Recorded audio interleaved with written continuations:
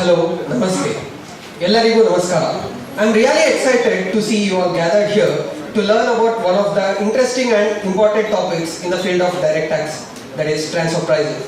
The seminar is organized by Bengaluru branch of SICASA for enhancing our knowledge. We will start the session without further ado. I now request CA Divya, chairperson of Bengaluru branch of SIRC of ICI, to escort CA Upendra Tewari onto the dais.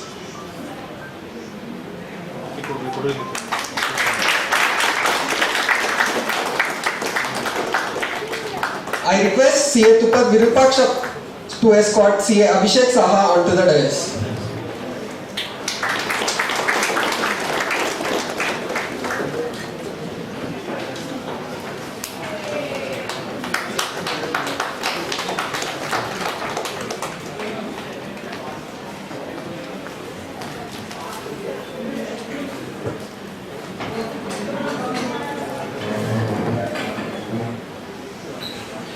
Before we begin with the session, let us all offer prayers to the Almighty.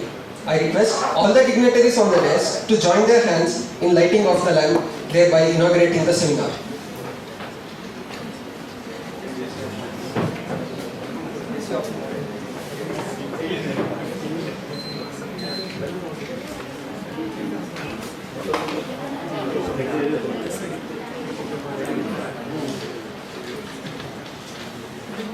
I also request Mr. Nagaraj Himani, the young and energetic Vice Chairman of Bengaluru branch of SICASA, onto the dais. Deepa Jyoti Parabrahma, Deepa Jyoti Janardana, Deepo me haratu papam, Sandhya Deepa Namostute.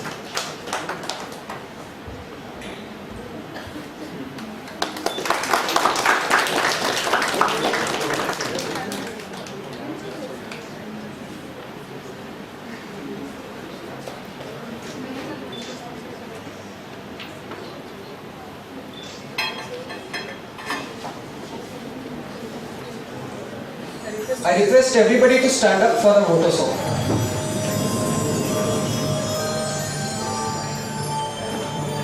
Yaesha sutteshu jagrati Yaesha sutteshu jagrati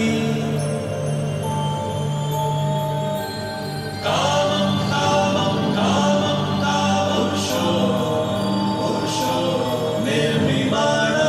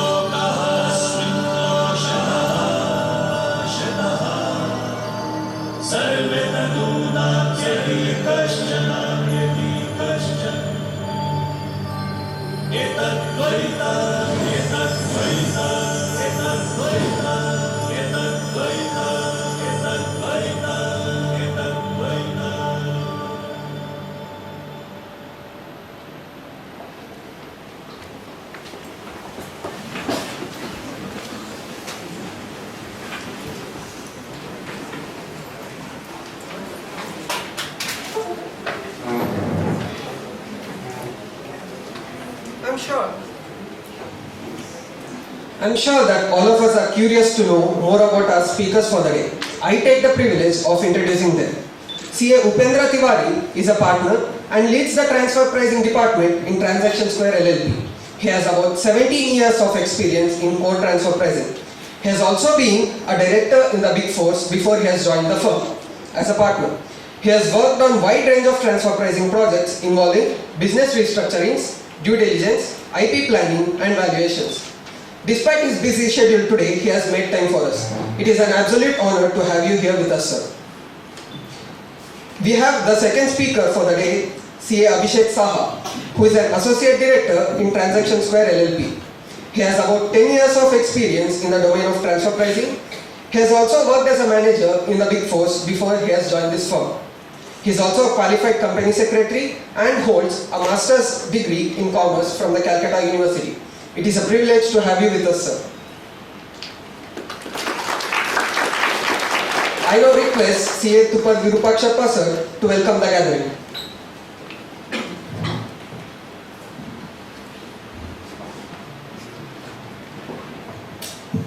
Good afternoon, friends. Very good afternoon to the people on the dash. So straight away coming to that, it's already late now. We'll just kickstart the program, and I would request everyone to take notes for the session that are happening, and please do ask your questions, whatever is there with the speakers. Thank you. Thank you, sir. I now request our chairperson, CA Divya ma'am, to address the gathering and set the context for the event.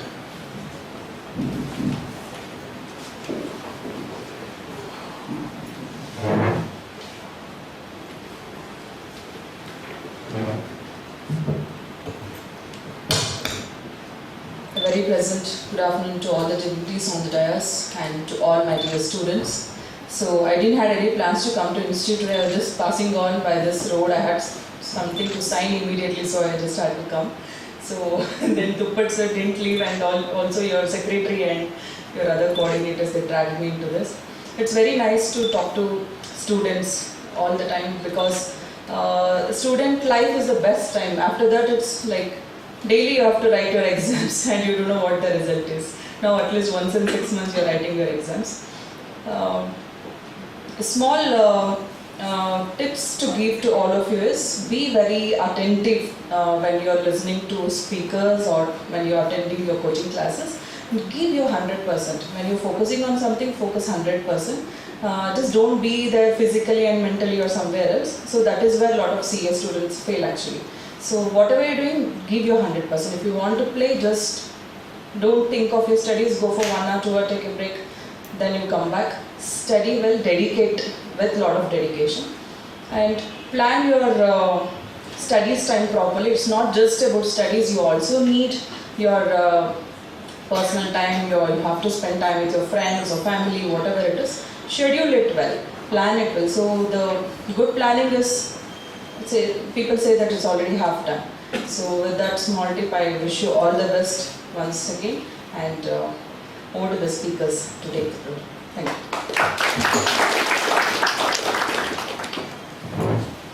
Thank you for those words of advice, ma'am. We are in the era where geographical boundaries are no more restrictions to trade, thanks to various schemes promoting international trade. We have to remember that when international trade comes into picture, along with it, international taxation is always present. And one of the key aspects of international taxation is transfer pricing, because it helps in determining the value of the transaction.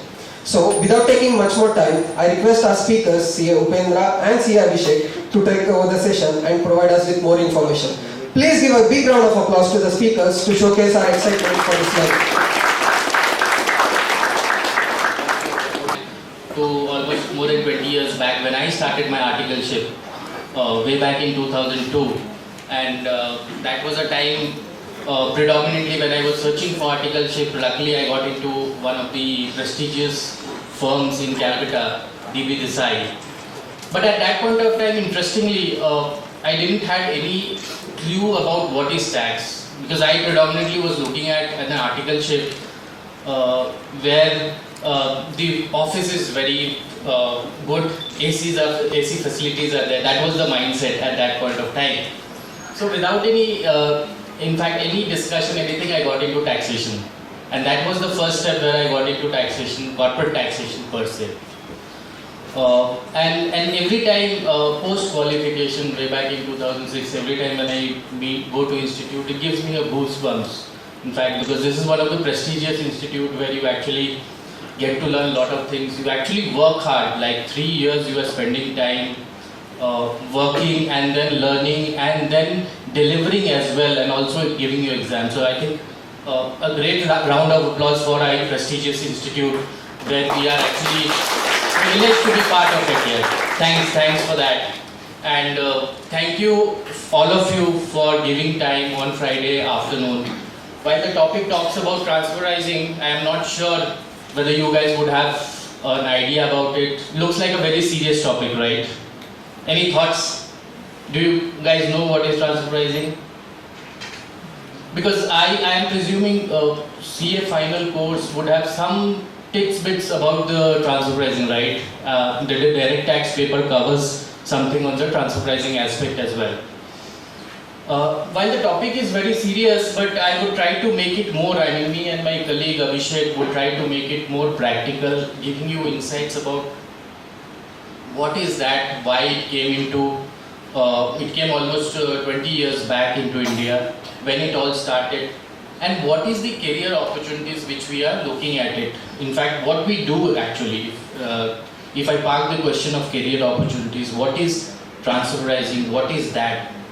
And if I can briefly touch upon, if you see, transfer pricing is just about few sections in the corporate tax, direct tax. If you pick up a direct tax book, it just talks about section 92 and the subsections, right? So while these sections, if we just talk about this section, it is just 2 sections or 3 sections, hardly few sections where transfer pricing is spoken about. But the topic is wide enough to actually provide a career opportunity to people who are actually seriously thinking about something on the international taxation front. Transfer pricing, if I say the word, if you look at the word transfer pricing, it says the price which has to be agreed, the transfer price. Let's say simplistic term, when I am paying to Mr. XYZ, whoever is, what is the price I would pay for an exchange of good or something like that. That's a simplistic term, right? But if you look at it, over the years, this has gained very much importance because as the world is shrinking, the economies are opening up. Indian economy opened up way back 1991 when Mr. Manmohan Singh opened up the economy. Multinationals started coming into India, investment opportunities started coming into India. So that was the time when our Indian economy opened up, and gradually from 91 onwards, we have seen significant investments coming into, divestments happening into, lot of public sector companies being divested. We have seen lot of regulations coming into, and as we talk, it's actually evolving. If you see Pillar 1, Pillar 2, PEPs, OEM, these are terms which I'm sure these are very high level terms, but we'll like to restrict our discussion more on the transfer pricing aspect, right? Now let me get back to the agenda. What we want to cover is Abhishek would actually take you through some of the theoretical aspects. How many of you are from the final batch? Okay. So it's due this term or it's like due in a year's time? November. So I'm sure you would have read about in the direct tax paper, right, the transfer pricing stuff. Because Nagaraj, he is there, right? You are in CA final, right? Yeah, okay. So the way we want to do this is we will give you a perspective. What is transfer pricing? What are the key terms? What is that we do in it? Because there are procedures into it. There are certain methods where we compute the transfer pricing per se. We'll give you some live examples to understand. It will be all a collaborative approach where you can feel free to ask questions in between the presentation, because then only you will be able to pick up stuffs which we are talking about. At the end, we would also like to have queries from you as to what is that we do in transfer pricing and what is the career opportunity you're looking at. So Abhishek would cover major part of it in terms of the theoretical aspect. I will pick up the questions wherever you guys have query. Feel free to ask questions in between as well, because that is how it will be more dialogue, right? Yeah, that's it. I think that is how we will want to do it. Abhishek, over to you. Abhishek will take you through the presentation. Thank you.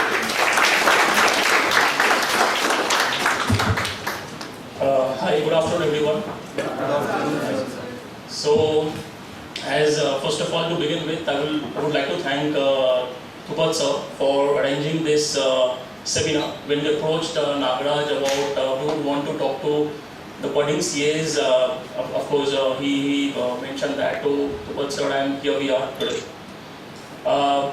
First of all, before we start everything, we should all thank that we are a part of ICI, which is an esteemed body we all know.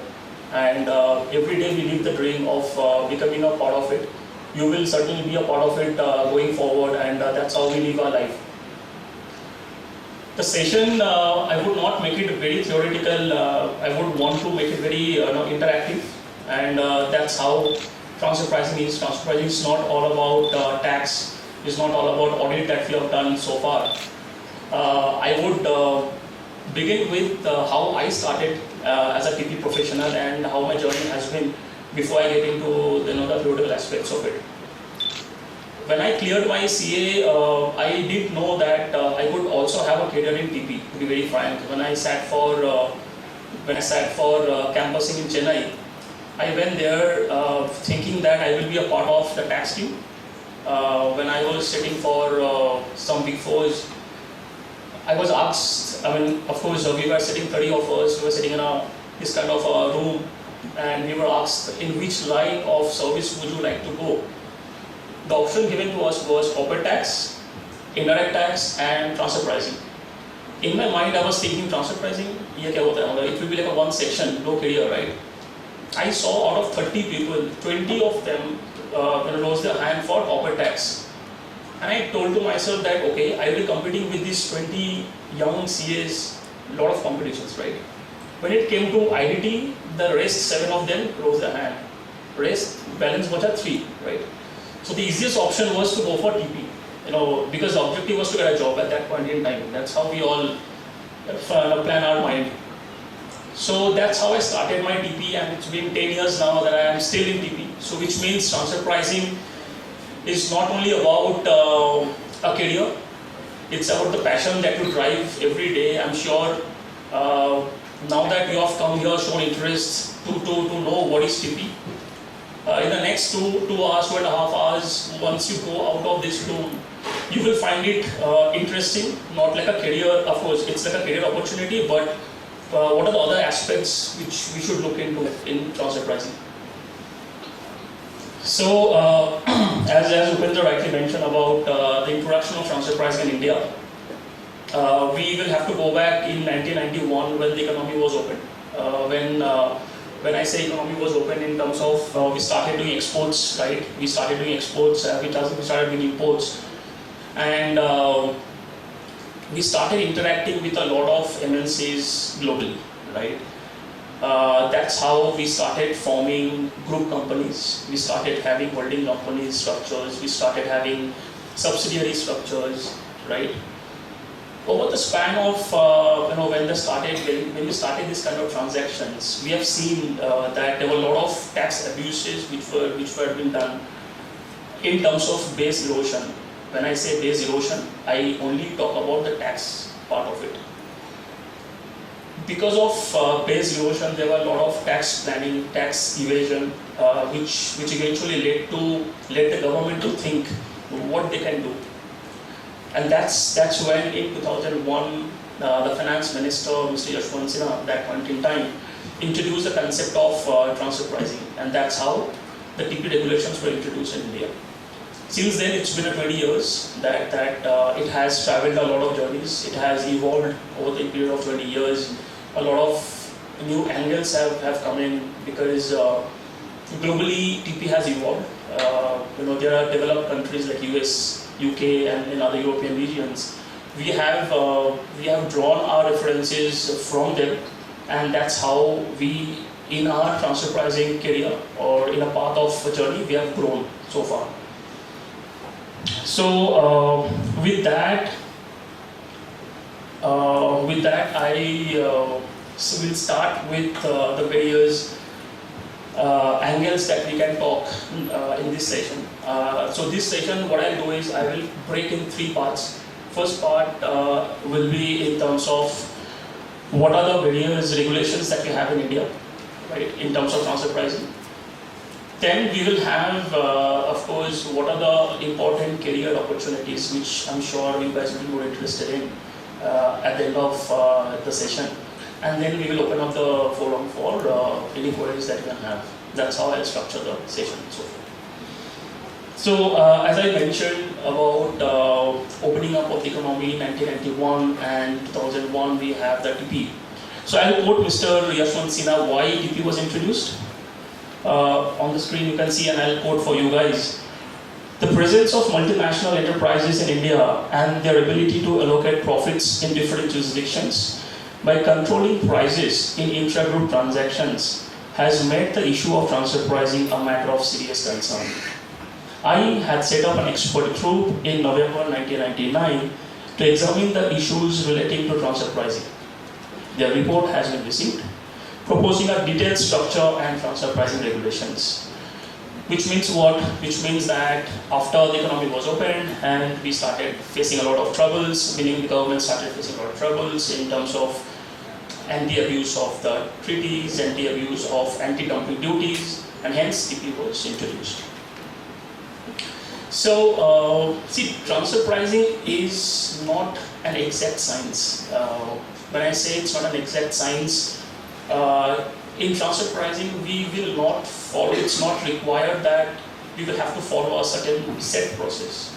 Because I'll tell you, in developed countries, I mentioned about Europe and other and American regions, there are a lot of doctors, there are a lot of economists who are practicing transfer pricing, which means that you need not be a CPA, you need not be a chartered accountant to practice a TP.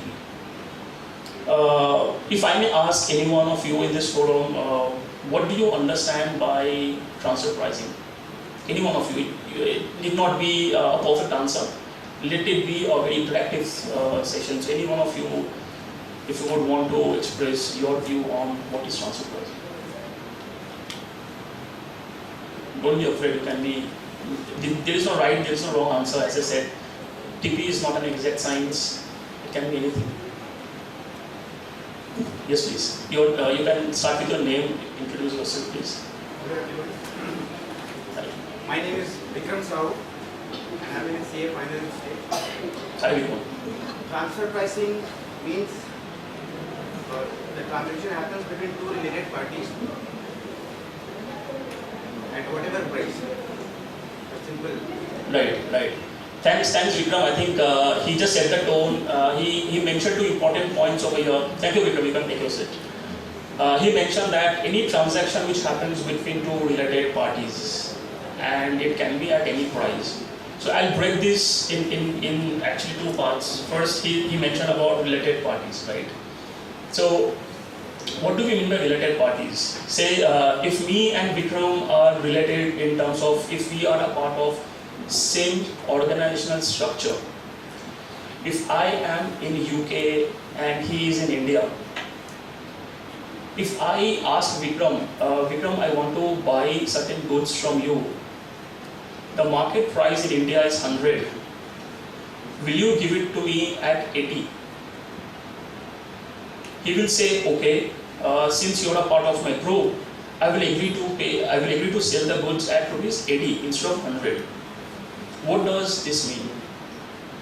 This means that from India's point of view, he is selling the goods at 80 instead of rupees 100, right? If he had sold the same goods to any one of you guys, he would have charged 100, which means eventually he is paying tax at a lesser amount as compared to what he is selling to me, right? This is what transfer pricing does. This is what transfer pricing will determine if 100 is right, if 80 is right. What is right, what is wrong in terms of the pricing is what transfer pricing will talk about, right? Before the pricing, transfer pricing will also tell you if at all Vikram is required to do the transaction with me at the first place or not. He can very well do the transaction with any one of you who is in India. Why do he have to come to me and to do the transactions with his group companies? So you will first have to ask yourself that. Because it is very important from an Indian point of view to understand that why are we talking about tax? Why are we talking about transfer pricing? What is the ultimate objective of government? The ultimate objective of government is to have taxes, right? To collect tax from us. If at the end of the day it does not have sufficient tax which is rightfully required to be paid to the government, they'll come and catch hold of us, right? So that's what TP is. So first we spoke about why. So he mentioned about related parties. I spoke about group structures. In transfer pricing, as I again mentioned, that it is not an exact science. There are a lot of theories which are involved in it. You will first have to answer to yourself or understand that there's a lot of economics which is involved here, right? I'm sure you would have in your academics you would have gone and read about demand and supply price mechanism, right? Any one of you who loves economics? No one? You love economics. So, okay, good that you, because I tell you that I got into transfer pricing because I could answer what is law of demand. My first question which was asked to me in campusing was not transfer pricing, it was about what do you mean by law of demand, right? Which means what? Which means transfer pricing, in transfer pricing there are a lot of other factors which plays, and economics does play a very important role. So when I say law of demand, what do we understand by law of demand? What do we understand by law of supply? What do we understand by price mechanism? So we will have to understand these three important concepts, and then we will go slowly to the transfer pricing part of it. So I just wanted to understand, you all are doing articleship at present or completed articleship, and how is it? Who are doing articleship can raise their hands, majority of you. And rest others have either completed their articleship and awaiting their results or applying. That's how it is, right? Okay. Any one of you who is a part of transfer pricing practice any of the articleship firm or has done transfer pricing? No one? You have done? Okay, good. So you like transfer pricing, you are confused about transfer pricing, and you want to know more about transfer pricing. That's how you are here. Yes, sir. So you like transfer pricing? Yeah, so I'm here to Understand more about transfer more pricing. about transfer pricing. Okay. So see, I tell you, okay, when I joined transfer pricing and when I cleared my, of course, after a year or so, when I was still grappling with the fact of what is transfer pricing, initially one to months. I was thinking, okay, did I make a bad choice of getting into transfer pricing? Because audit would have been an easier choice, right? Audit, you have done it throughout your 3 years, 2.5 years of articles, and you know what to be done, what not to be done, right? Tax, audit, that's bread and butter for all of us. But yes, since I asked and she said that she likes economics. That was the story for me as well. I liked economics, and that's how I found that yes, transfer pricing can be interesting. It need not be. So I find the audit to be very boring. I'll be very candid. I did articleship in audit and tax. I found it very boring. I mean, I was like, what am I doing? The first 1 year I was doing vouching. Not 1 year, of course. I was doing major vouching. I was like, okay. I'm getting to be a CA and I'm doing just taking the vouching. That's not something that I am doing CA for. But there was a reason for it, right? You do vouching for a particular purpose. That's why we are talking about economics for a purpose. We are talking about economics because we want to make our base strong before we move to transfer pricing and need not be jumping into the sections and knowing what the section talks about. So price mechanism, as I was referring to, any one of you, since you like economics, if you would like to throw some idea on what do you mean by price mechanism, or any idea if you have. Price mechanism is an invisible hand will adjust itself according to Right. Invisible hand of God. the market. Yes, great. Yes, exactly. I mean, please, sorry, I didn't get your name. Amrita. Thanks, Amrita, for throwing a light on what is price mechanism. That's you're absolutely right, Amrita. Please take a sip. So she mentioned about invisible hand will adjust the price, and the invisible hand is nothing but market.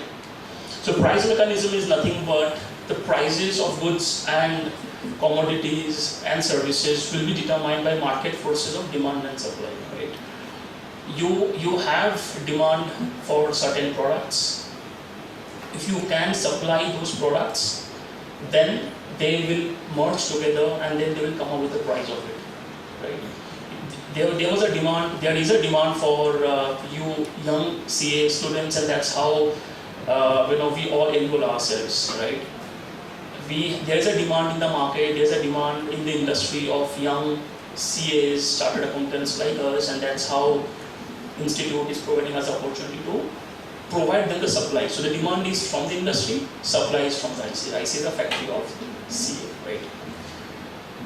So coming back to price mechanism, it's a market forces of demand and supply, and that's how we will keep our base to transfer pricing is price mechanism.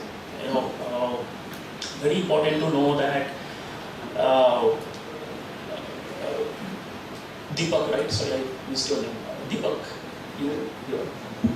Vikram. So Vikram mentioned about the prices that you pay. So this is the price that we will refer to. We will refer to the market prices. And in transfer pricing terminology, we call it as an arm's length price. Gradually, when we will delve more into the concepts, we will talk about these terms. So on the screen, as you can see, this is nothing but what I spoke just now. This is about why transfer pricing and when a transfer pricing is triggered. So, giving an example firstly, on the screen you can see company A is located in a high tax country, say US. Company B is located in a little lower tax jurisdiction, say UAE, which is 9%. Say both A and B, they are related. When I say related, I say maybe they are a part of the same group. Okay. Now, company A approaches company B to ask for a good, and company A says that okay, fine, I'll sell you the good at a higher price. What happens in that scenario? From a company A's point of view, if I am selling the goods at a higher price to company B, what does this imply? Anyone? This is just a simple tax question, nothing deep in it. Anyone? Yes. Company A has to pay higher tax rate, higher tax on that. Absolutely. Thanks Vikram once again. So company A, if it sells similar goods in country A, what will happen? It will have to pay higher tax in it, right? Now if it sells at a higher price to company B, what does that? I said company A will buy from company B at a higher price, right? Yes. So if it does that, company A will have more expense to book in their books of accounts because it will pay higher price, and company B will be recording the price at a higher amount in their books of accounts, which means if you see from an overall group structure, there is a tax synergy which is coming because company B will be is booking the goods at a higher price, but the tax rate is lower in that country. But company A is booking higher expense, which means the profitability goes down and they are paying lesser tax. So this is the malpractice which used to happen when the economy started opening up, and that's how, if you see in the bullet over here, to prevent shifting of profits and eroding the tax base in India. This is the main mantra of transfer pricing. Why are we talking transfer pricing in this session?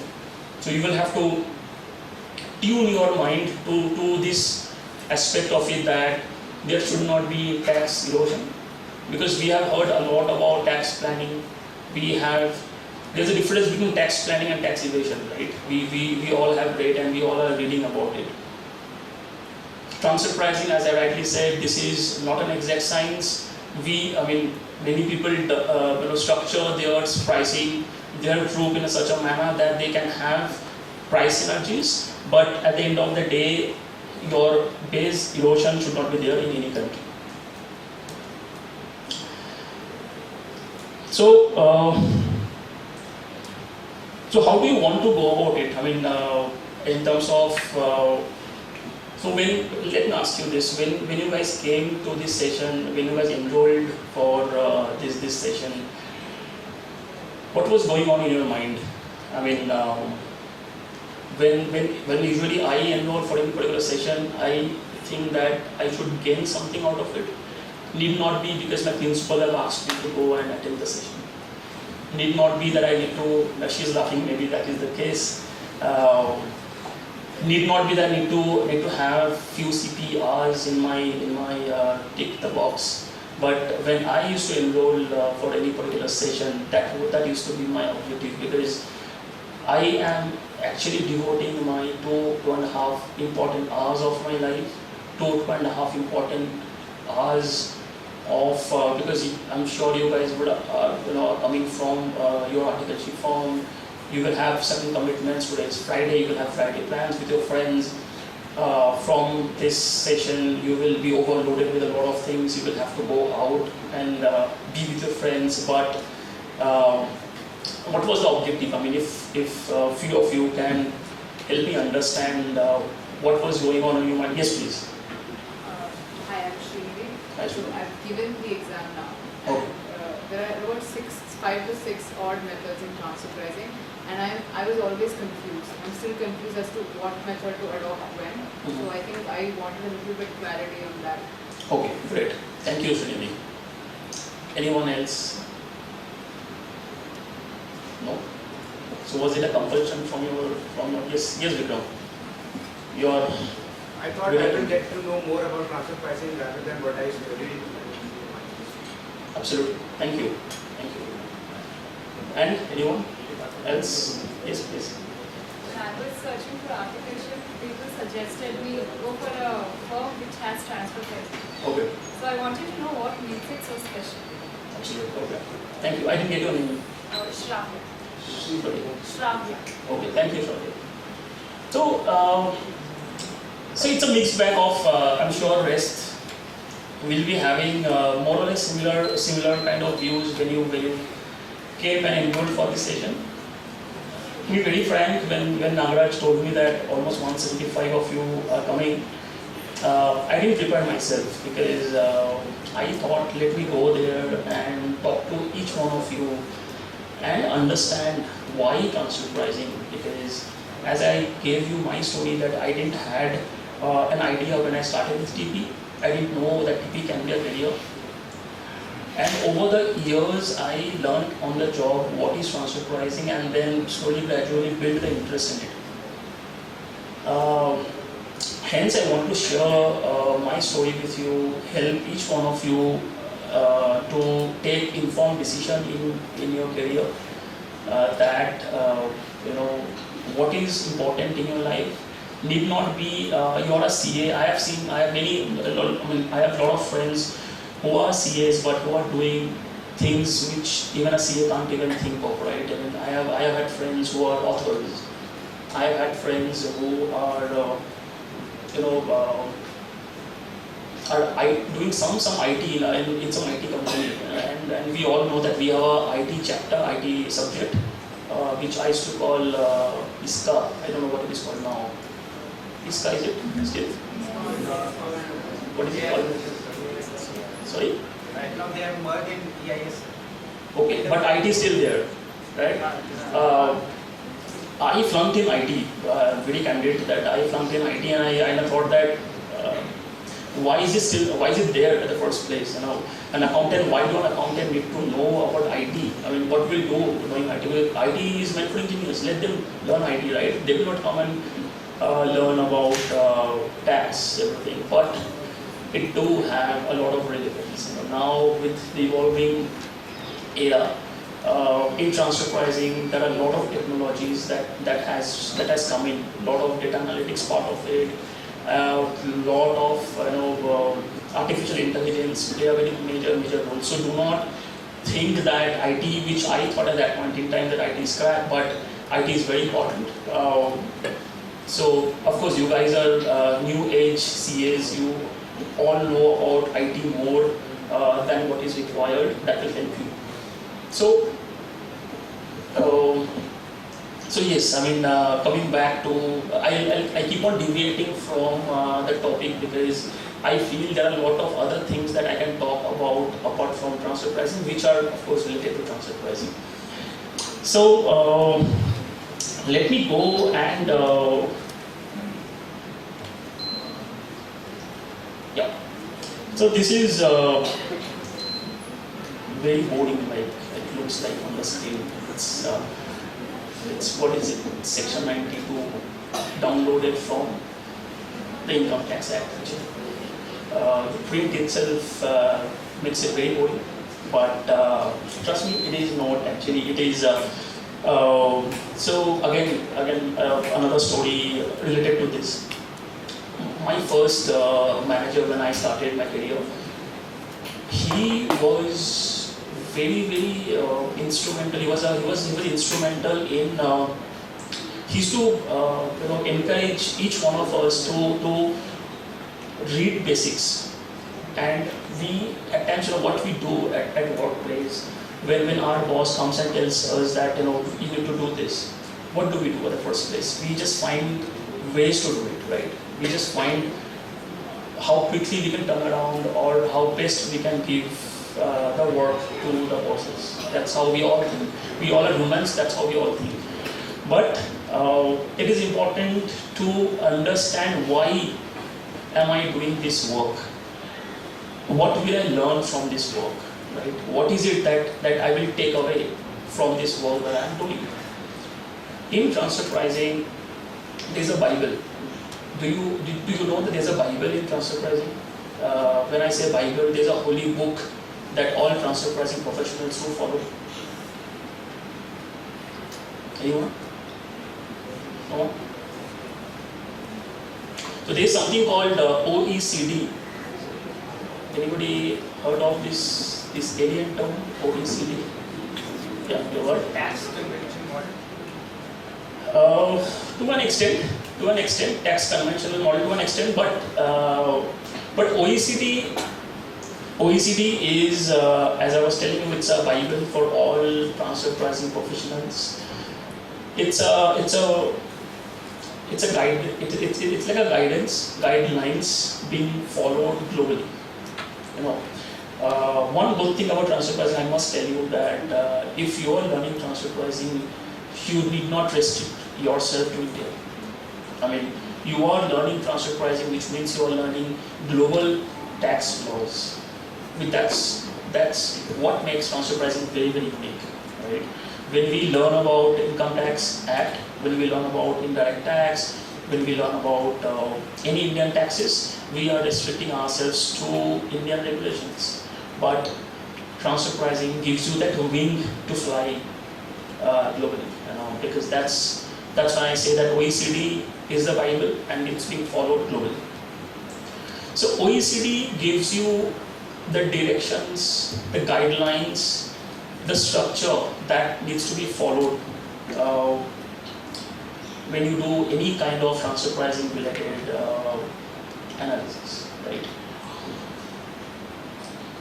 This print looks boring. Trust me, if you open OECD, you will fall asleep. And if you do not get sleep, you should open OECD and you should definitely get sleep. So OECD is very boring. I must tell you, it's very boring. It is very bulky, but no one asks us to memorize that. It is not required to memorize. It's a guidelines, as I said.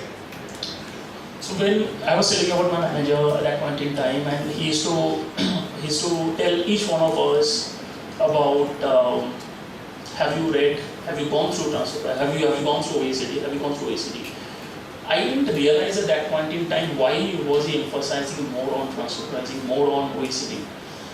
Now I realize. So the message from me to each one of you, if you see yourself to be a successful transfer pricing professional, it's important for each one of you to make it a habit to refer to OECD. And because OECD is a very simple language, if anybody understands English, they will just have to read it. You will understand. You can be a TP professional just by reading it. It gives you. It's written in a very simple words. It's self-explanatory. You can understand just by reading it, but you just have to read it. That's it. So, of course, Income Tax Act many of my friends, when I was studying CA, when I started a career in transfer pricing, it had already evolved by then, but it was still evolving, right? And when in my friend circle, no one was doing CA, so I was always an outlier. I was always looked upon, right? I didn't have time, and all those factors. But so they used to tell me that, "Acha, you're always busy. So what are you doing?" I used to tell them it's transfer pricing. So they used to tell me that, "Okay, what is transfer pricing? I don't understand what is transfer pricing." And so that's what makes us special, right? And that's what made me. They used to tell me that, okay, in CA you have one section of it, one chapter of it, right? Each one of you would have thought about it, that TP is only one chapter. Vis-a-vis, in fact, you will have your other CA friends who are in corporate tax, who are in IDT, who are in audit. They will of course tell you that we have host lot of sections to refer, but you have only one section to refer. And do you feel demotivated by hearing all this? I used to get demotivated initially, not anymore. That's true actually. It's only one section, right? In our CA curriculum, it's only one section, section 92. Vis-a-vis, we have almost 300 plus sections in Income Tax Act, if I'm not wrong. So why? And you can also see that in any big four, in non-big fours, in consulting firms, in industries, in any corporates, we have transfer pricing as a separate line of service. What does this indicate? This indicates that Section 92 is as equipped, is as good, or is as powerful as compared to any other sections, and one section can actually form our own practice by its own, and that's how we are. Income Tax Act 1961, which is of course our act, provides various guidelines, provides various structures to transfer pricing, and why transfer pricing, who are the related parties, as we mentioned that it's a transaction between related parties.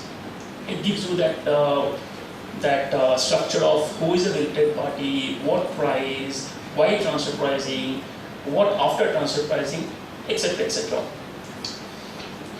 So in today's discussion, of course, I do not intend to make you go through each sections one by one, because that's not the reason that I am here today.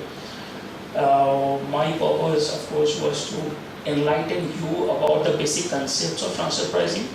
As she rightly mentioned that there are various methods in transfer pricing which you guys would want to know, and that's how will be the session structure too. In today's session, in terms of the Act, when I will refer only three particular subsections of Section 92. I will refer to Section 92, Section 92A, Section 92B, and Section 92C. Section 92A will give you a perspective of what. Yeah. If I can just add, am I audible? Am I audible? Yes. Yeah. So just one thing here. If I can add one, someone had a question that why transfer pricing is special, right? Or why it is considered. So see what happened when transfer pricing was introduced. The predominant practice per se, because it was an international tax, only the premier firms, the tie-up, the so-called big four, all the big firms like Anderson was there, PwC, EY, KPMG, they had all the global practices, because transfer pricing was already established in all the developed countries like UK, US, European region. So they had all the resources to do all the practices in transfer pricing, and that is where it was considered as a premium services. And also what was important is most of our Indian firms, because of lack of knowledge, because of lack of resources as to how you practice, there was not many firms, Indian firms, who were doing transfer pricing as a practice, and that is where people always thought that it is a premium one, niche area. But over the years, a lot of things have streamlined, and there is a lot of in-house capabilities developed, and thanks to our institute, who has provided access to all the CA firms with all the databases which are actually required to do such kind of analysis, and Abhishek will cover that. Because these databases are very premium databases, where you actually spend on the licenses, it can be as high as 10 lakhs for 1 year to as low as 1 lakh. The minimum database charge, if you go to any provider, it is like 2 lakhs for a Prowess database. So that premium thing was always there because of lack of awareness. Institute also started helping all these local CA firms with subsidized databases cost. So gradually things have changed now, and if you see a lot of small CA firms, a lot of Indian firms are now practicing, and that is where we, from Transactions Square, we have started our in-house transfer pricing practice as well. Because we have now the knowledge, we have gained the access to the database, we know the stuff, and we also, now a lot of judgments have also been passed, because unlike earlier years where it was niche, very early stages, because if you see our Income Tax Act dates back to 1922, right, long back, but this is just 20 years. So that's why the importance of transfer pricing becomes very important. And the second reason which I want to just lay now is, a lot of Indian companies are going abroad. When I say, it is like Indian multinationals opening offices overseas now. So that is where the importance also becomes very relevant, that how do you do your pricing, how do you do transactions with your related entities, as Abhishek was talking about. So it is now both ways. The companies, the stalwarts of Google, Amazon, all coming into India, but we have equal number of Indian multinationals going outside India as well. So that is where I'll say this is like a very, it is still being considered as a premium service, because if you see the amount of taxes which the Indian government collects because of the adjustments, because of the global tie-ups and the pricing mechanisms. If I can talk about numbers 2013-14 or 12-13, the kind of adjustments which we have seen is running into crores and crores of rupees for the CBDT, which obviously is litigative. There are a lot of litigations ongoing. But for us as an Indian CA firms, the local CA firms, there's a lot of opportunities which is there, and someone was talking about that he is doing the transfer pricing practice in his local firm, and obviously it will grow as we talk. It's no longer like a premium service for the big fours. So that's very important. I just thought we'll highlight that. Abhishek. Thanks, Upen. I think very important point which you rightly put across in terms of the support which we are getting from institute. When I say institute, of course, what Upen just mentioned about the fact that transfer pricing is a premium service. Transfer pricing will give you it commands a premium price. And initially, of course, it was meant for all premium practitioners like Anderson and like Big Fours, and small local CA firms or sole proprietor CA firms would never have thought of having CA as a practice, and that's when ICI came in, and they helped each one of us, a small non-Big Fours basically, to provide that access to those databases, to that arms and ammunitions, and now transfer pricing is not restricted to Big Fours. It is actually spread to sole provider firms as well. So, which emphasizes the fact that with this you should understand that you have a lot of very good career opportunity. Need not be a part of Big Four, need not be a part of top MNCs. Even if you have your own practice, if you ever think of having a CA practice, TP firm of your own, you can always become special in the market as well. So, coming back to sections now, we will come back to the section. Little boring stuff, but I would try to make it little interesting.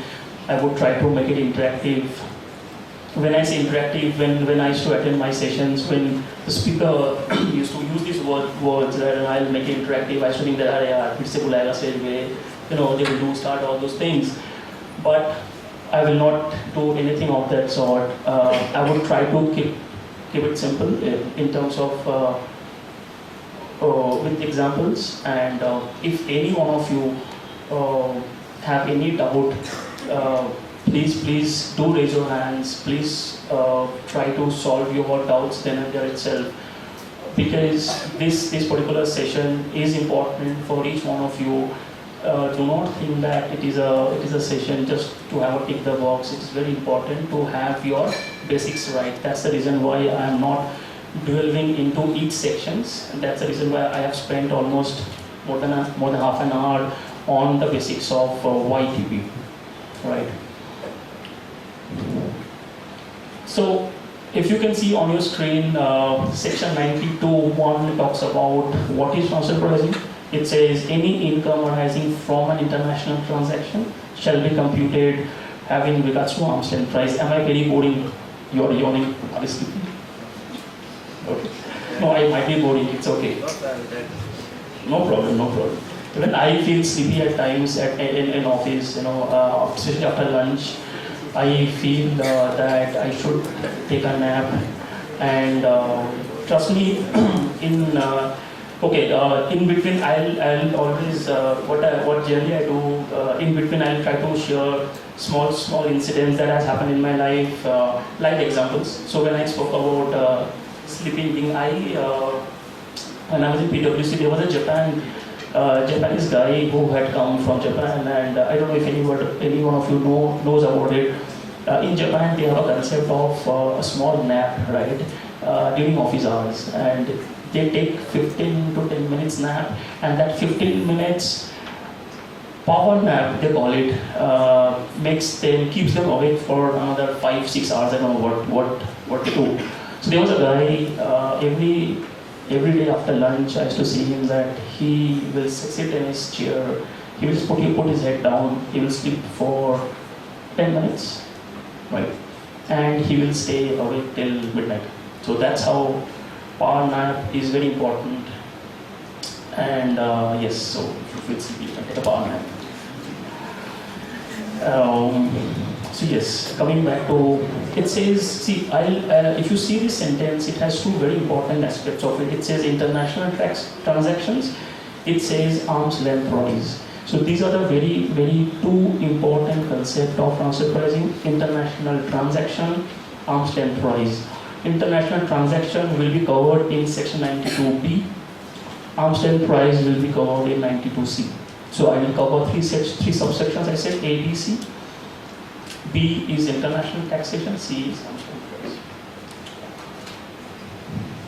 Let me go to, till now, am I sounding boring? Please be very honest. I will not feel otherwise. I'll be happy. I'll try to make it in a different manner. Any one of you, if you feel that it's going like a boring session, please do let me know. Very interesting? Very interesting? Giggling or what is it? You can shout out that it's very, very boring. Then you can shout out, very interesting. Nothing. So what is it? Not boring, not interesting, middle chal raha hai types. Moderate. Good. I like this honest feedback. It's moderate. Good. So it's going on in its own pace. Right. So section 92A, very important. I'll focus on 92A. I'll spend a bit more time on 92A. I will request each one of you, when you go back, please do read this particular section, particular clause, subsection very, very minutely, because each word has its own relevance. It starts with the word, I will start for the purpose of this section and section 92. 92, 92B, 92C, 92D, 92E, 92F. Need not be what does this section talks about. बीच में 92BA बोल के एक subsection होता है 92BA that is not covered here. There is a relevance to it. I will cover it later on. So Vikram mentioned about related parties, right? And that's how we will cover in 92A. What do we mean by related party? It says any two enterprises which has either directly or indirectly a control on your management capital. If you can read it over here, it says which participates directly or indirectly or through one or more intermediaries in the management, control or capital. Which means any two enterprise, either of them or through any of their subsidiaries or intermediaries participates in these three words, very important: management, control and capital. If I have a control on Vikram's capital, if I have a control on Vikram's enterprises, then me and Vikram will be related parties. Okay. Now you can say, how do you define management? How do you define control? Right? How do you define capital? Very, very, very valid. Right? That's the reason why section 92A subsection 2 was introduced to remove any clarity, any doubt which is there, because 92A2 was not introduced initially. 92A2 came later point in time when there was a lot of ambiguity, because there was no clear direction as to what do you mean by management, what do you mean by capital, and what do you mean by control. So 92A subsection 2 has to be read in conjunction with 92A1. If someone tells you that 92 to attract transfer pricing, 92A1 and 92A2 has to be read independently, the answer is no. You will have to read both the clauses in tandem together. So 92A2 is more clarificatory in nature. It will give you the direction of what is management, control and capital. So I will cover each clauses individually, because I want to spend time over here, very important for each one of you.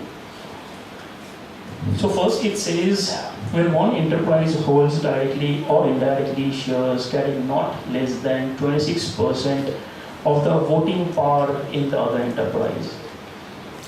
If Vikram has a company in India and I am in the US, if Vikram has, you all are aware of the capital structure of a company. You guys would have, everybody would have seen the balance sheet in your articleship days. So what is the first line item which is covered in the balance sheet? Just left hand side of the balance sheet. Huh? Share capital, yes. So under share capital, what do we have in general? Any one of you, if you can, anyone can raise a hand and please. You were saying something, please, if you can. Authorized share capital? Issued paid up. Okay, great. What are the types of shares that we usually know? Great. Equity share capital and preference share capital. Great. What is the major basic difference between equity and preference? Voting rights. Voting rights. किसमें है किसमें नहीं है? Equity share has voting rights and preference share does not have voting rights. Great. I think I'll restrict myself to this. This is very important. Thanks again. So when I say, it says when I am holding 26% voting shares in Vikram's capital, share capital, which means I am holding 26% or more of the equity share capital. Very important to note. When you look in any client's financials and report, when you analyze your related party transaction, please do go back and see if one enterprise holds more than 26% of the voting power, more than 26% of the equity share of the other enterprise. If I'm holding preferential, 100% preferential, that will not make me a related party of Vikram.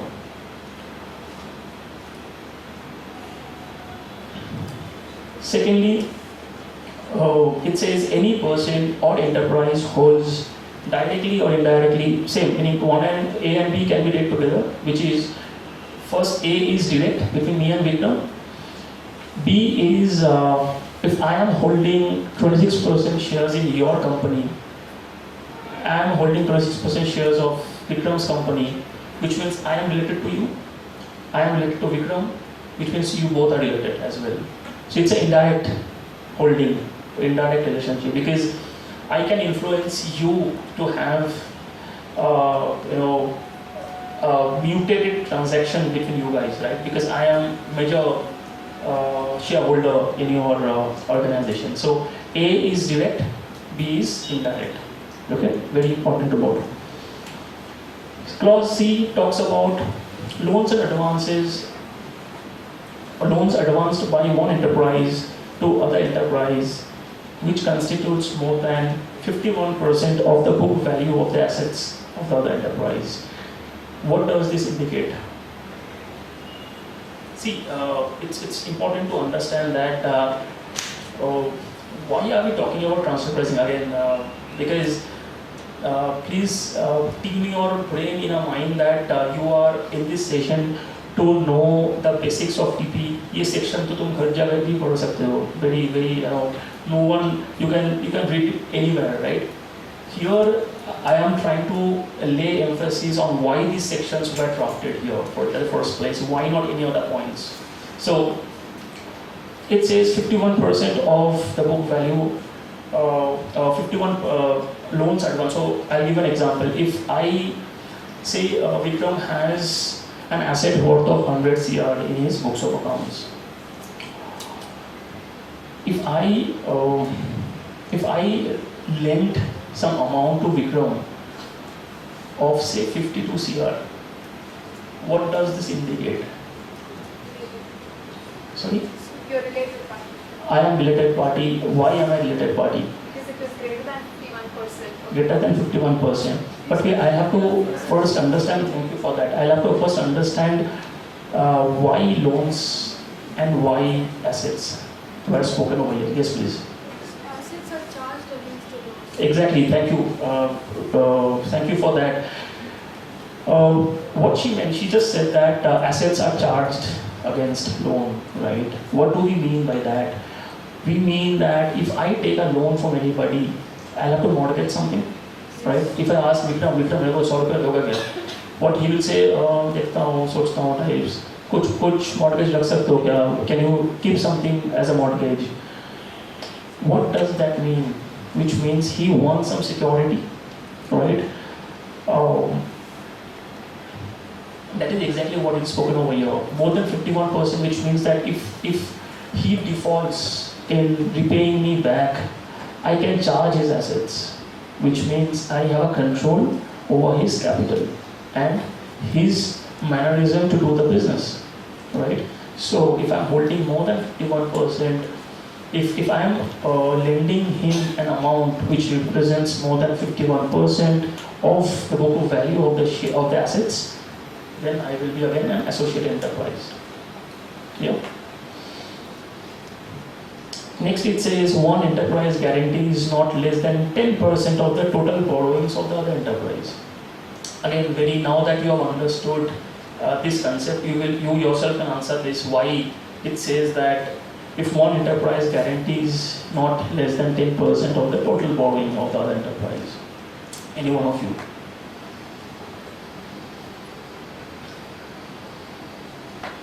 So Vikram already has brownie points, he has already accumulated all those points. Any one of you who would want to take a wild guess?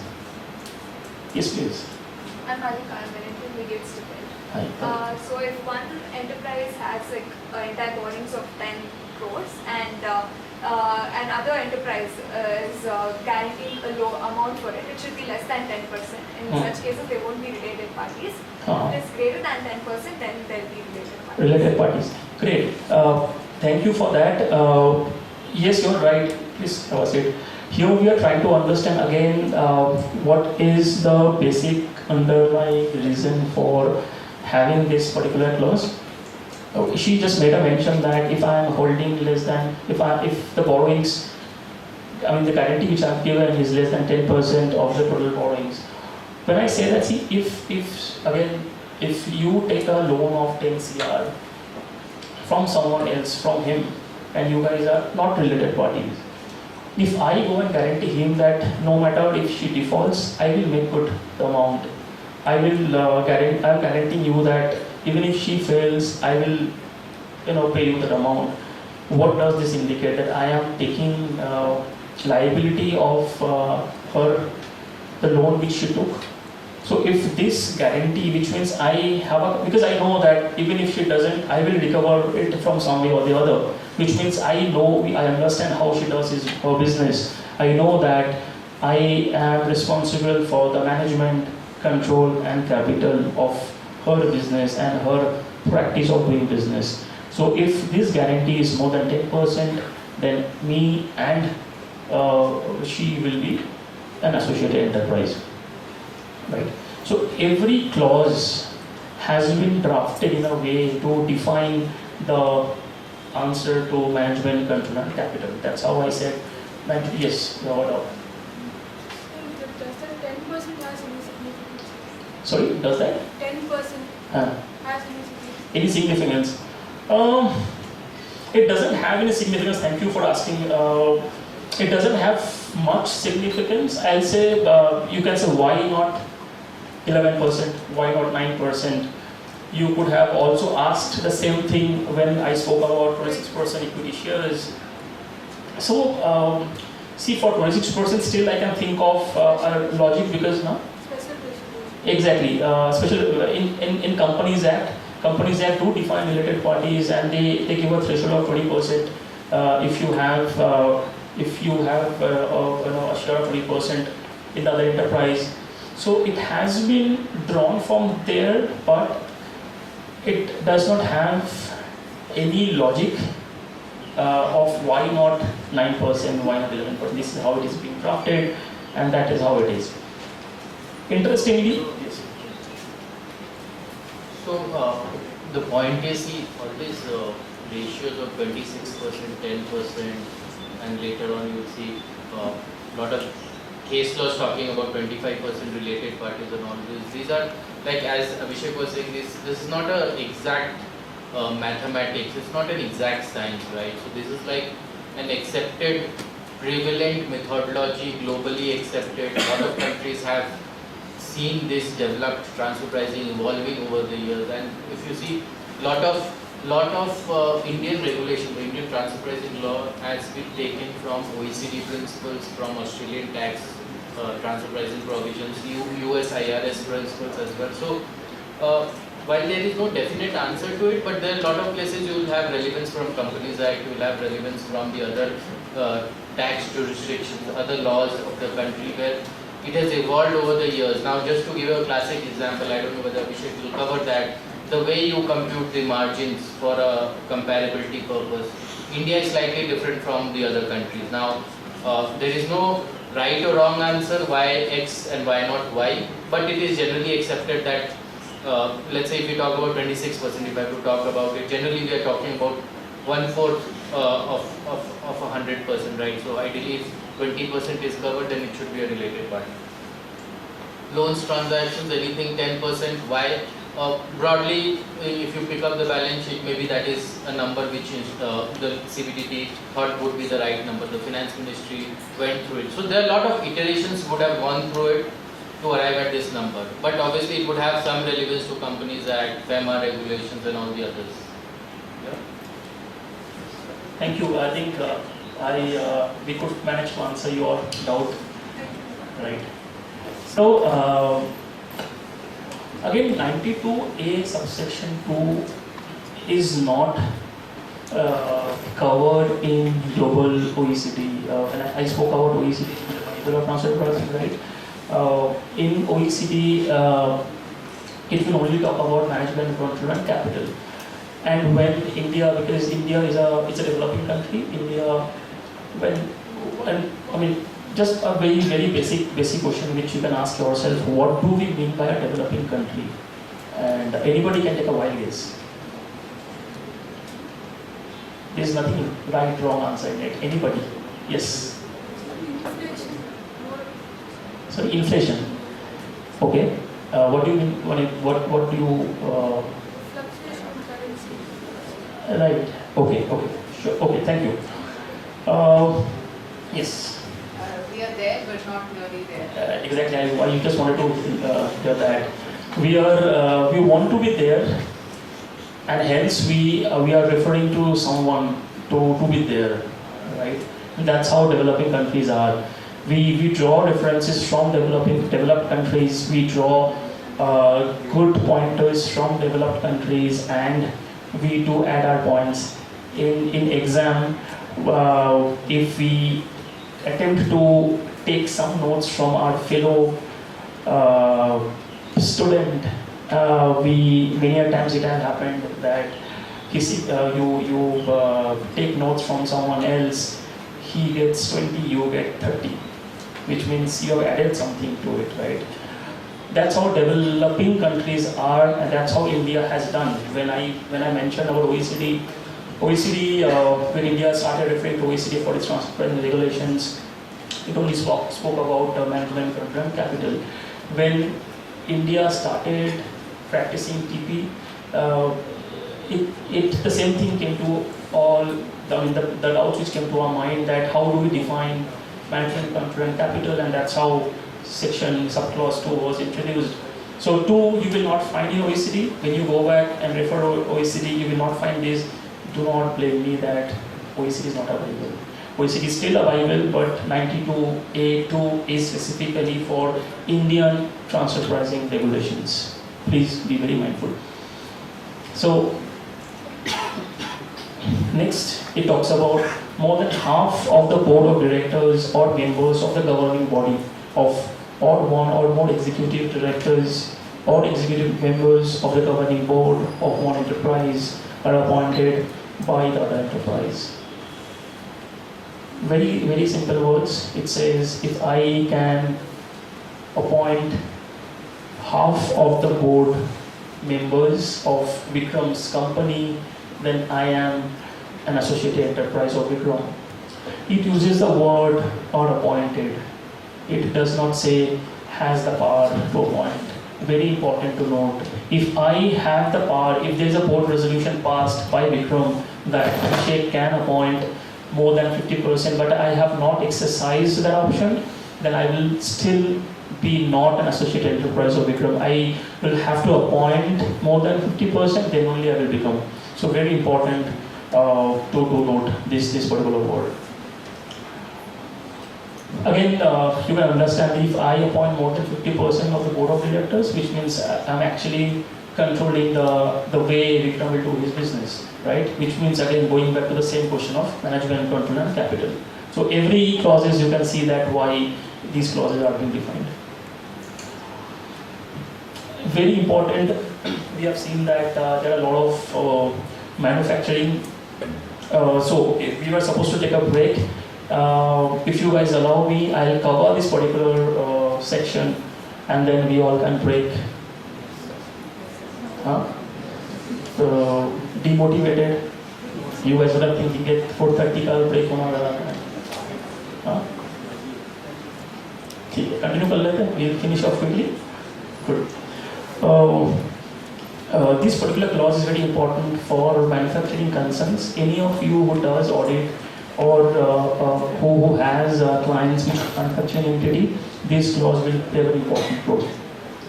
It says the manufacturing or processing of goods or articular business carried out by one enterprise is wholly dependent on the use of know-how patents, which is the intellectual property of another enterprise. What does this mean?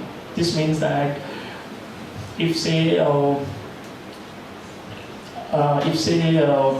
you want to start a company and you are doing a manufacturing process, but to do that manufacturing process to produce a particular goods, you come to me and your business is wholly dependent on my intellectual property.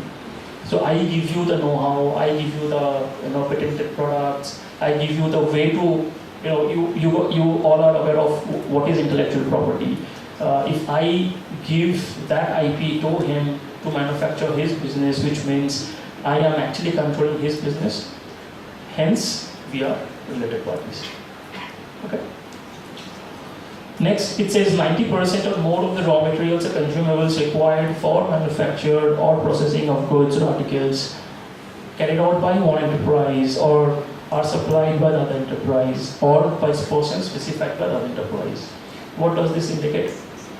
Which means that again he started his manufacturing activity and he requires raw material, right? I mean, to manufacture something, you would need raw material, you would need consumables.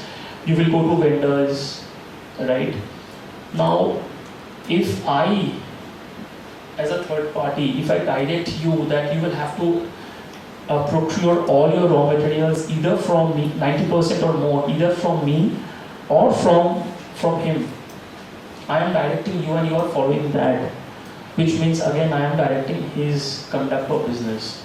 I am having a control on your business, on your capital, on your management. So again I and you become associated enterprises, right?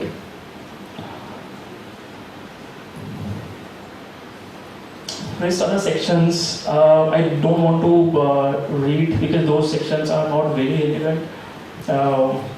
One last clause M, which is always there under Income Tax Act, there exists between two enterprises any relationship of mutual interest as may be prescribed. As may be prescribed is a very, very favorite term of Income Tax Department, which means it will leave a power to itself to introduce any other clauses as it may think, because as I already mentioned that it's a developing.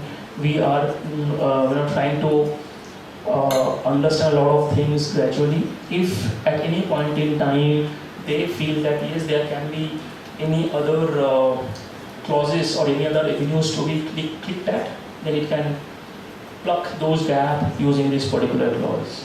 So these are the overall broad understanding of why or how do we define an associated enterprise, because to trigger an associated enterprise transfer pricing, you need to understand what is an associated enterprise, and this particular section just spoke about it. Any doubt so far in terms of what do we understand by an associated enterprise? People of slides. All clear? Yes, please. Point F. Okay. More than, yes, please.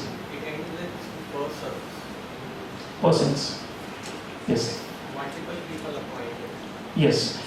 I'll read again. It says more than half of the directors or members of the governing body or one or more of the executive director or members of the governing body of each of the two enterprises are appointed by the same person or persons. Which means if me and you both join hands to appoint more than 50% of the board of directors of her company, then we both become associate enterprise of her. That's how it says is appointed by the same person or persons. It can be one single person or it can be a group of person. Because the definition of person, we will have to go back to our income tax definition of what do we understand by person.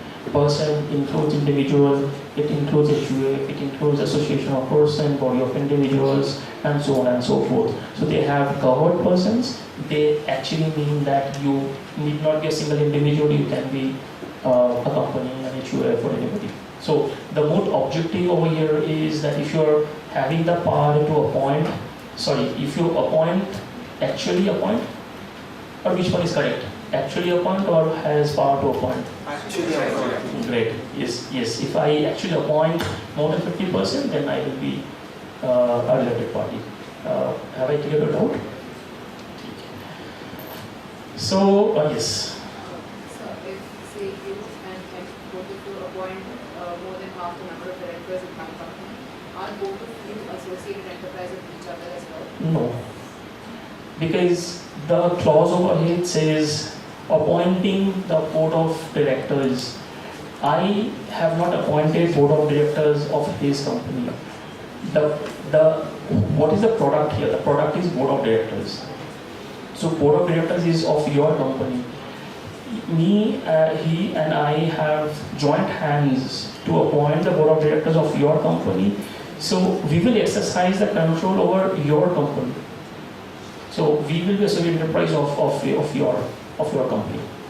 So we need not be an AE in that. We might be, but this particular clause will not trigger our relationship. It is for your and us. Any other doubt that I can clear? So if you walk out of this seminar room and anybody asks you what do you mean by an associate enterprise, you should be able to answer. Try to answer, yes. So yes, with this we can break for 15 minutes. Please refresh yourself. We'll come back and we'll try to cover the other important aspects and wrap up the session. Thank you. So let us continue without any further. Once again, we'll give a round of applause for our speakers. Come on.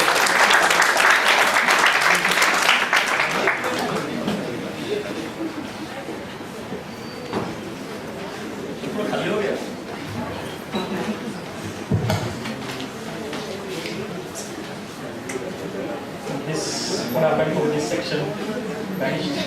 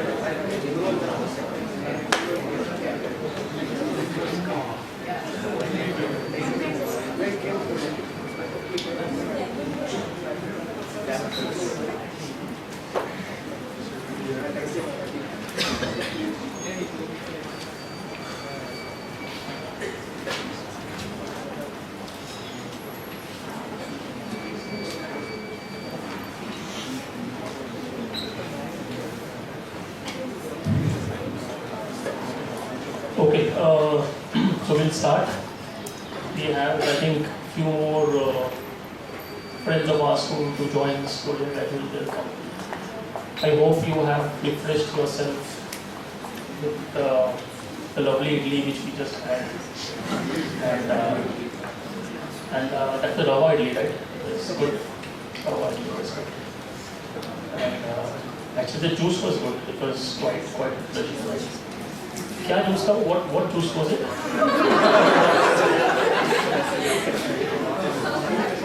That's what. When I was questioning that, kya tha? Oh, but it was whatever it was good. Kokum, exactly. Kokum juice. Kokum juice is healthy. It keeps your mind healthy. ऐसा ही बोला, I don't know that. It's healthy or not. I just thought it's healthy.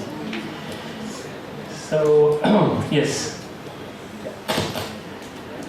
So we spoke about associated enterprises. Now we will speak about what is an international taxation transaction. Vikram spoke about again going back to what Vikram said, prices, and he said related parties. So we have covered what do we mean by associated enterprise. Let me emphasize these two words a bit more. Let's not use the word related parties. Let's use the word associated enterprise when we talk about transfer pricing, because related parties has a different meaning in transfer pricing and associated enterprise has a different meaning. So when I speak about transfer pricing, it is associated enterprises. So coming back to what are the transactions which are covered, I'll just read for you and then I'll explain. It says, for the purpose of this section, so and so, international tax transaction means a transaction between two or more associated enterprises, either or both of whom are non-residents, in the nature of purchase, sale, lease of tangible, intangible properties, etc., etc. Very important to understand over here, it says either or both are non-residents, which means like the initial thought of a transfer pricing, you guys would have thought, or it's a very layman thing, everybody thinks that transfer pricing applies only when we do a transaction with an overseas parties. That's how it comes into the picture. Okay, it's transaction between two MNCs, one in India, one in abroad. But transfer pricing also expands its wings to transaction where both of them are non-residents as well. So please make that, keep that in your mind for future references as well. So it says any transaction which is in the nature of purchase, sale. So any transaction which you think of, I will not talk about those, but any transaction which you think of between two enterprises, between two associated enterprises, now that you know what is an associated enterprises, will be covered under transfer pricing. It says having a bearing on the profits, income, losses or assets. So any transaction which has a bearing on the profits, losses and assets of an enterprise will be covered under transfer pricing. Now similar to 92A, which when we spoke about control, management and capital, it was little unambiguous. It was it was a little confusing, and then we spoke about 92A2. Similarly, 92B1, it came initially, and then to give clarifications as to which all transactions can be covered, they came up with 92B subsection 2.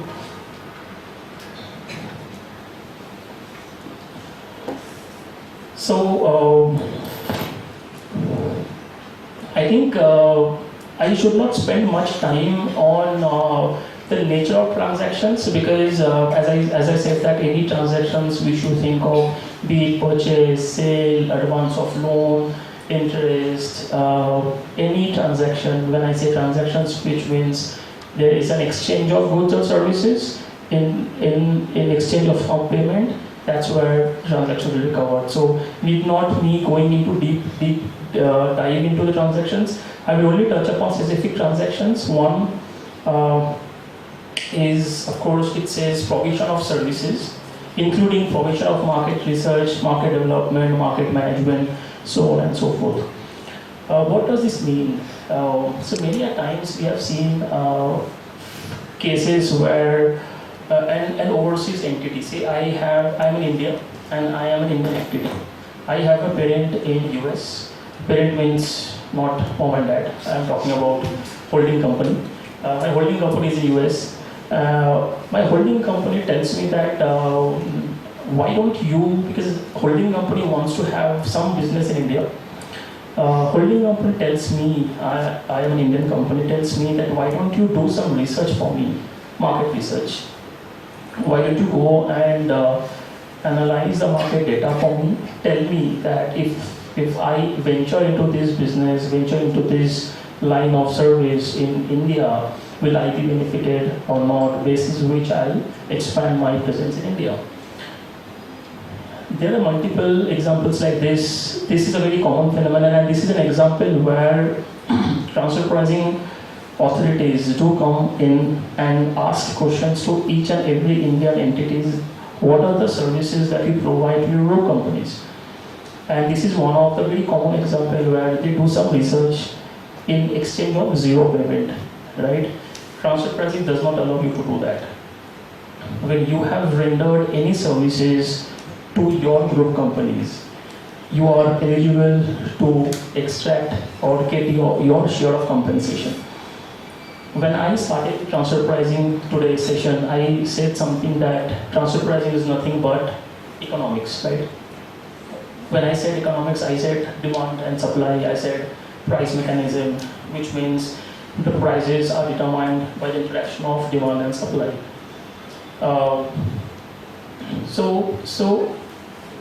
And I also said that transfer pricing comes into the picture in a scenario where you will have to ask yourself if at all I am required to do this transaction with my group company or not. If I can do the transaction with any of third parties, I can do that.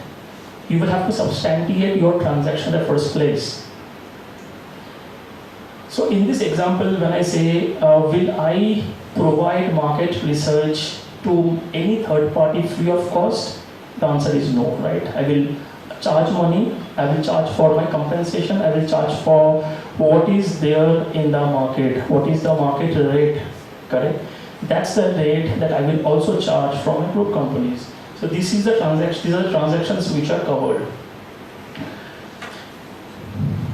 There are examples when many a times we have seen that to save money, if I may use these words might be little loose, but let me use these words for better understanding. If an Indian entity borrows money from group companies, saying that I want to expand my business in India, what does that mean? If I borrow money, of course I'll have to pay tax, I'll have to pay interest to my group companies. If I pay interest, I'll save tax in India, right? At the first place, the authority will come and ask me, why do you have to borrow money? If the answer is, yes, I am expanding my business, if there's a valid reason for me to go to my group companies and borrow money, there is no reason for the authority to stop me from doing that. Because it's very important, again, to highlight, transfer pricing will not ask you to do your business in a way they think. For example, if you are doing your business in your way, I will not ask, if I am the transfer pricing officer, if I am the government body, I will not come and ask you, see, you're doing business in a wrong manner, please do it in a way that I tell you. Transfer pricing is not that. Transfer pricing is all about asking the right price for the right service in a very simple layman language. So these are the two very important transactions that I wanted to highlight. One is the provision of services. Any kind of service, service can be anything, right? It can be anything. It can be as simple as I have set up a business in India and I do not know how do I run the manufacturing operations, right?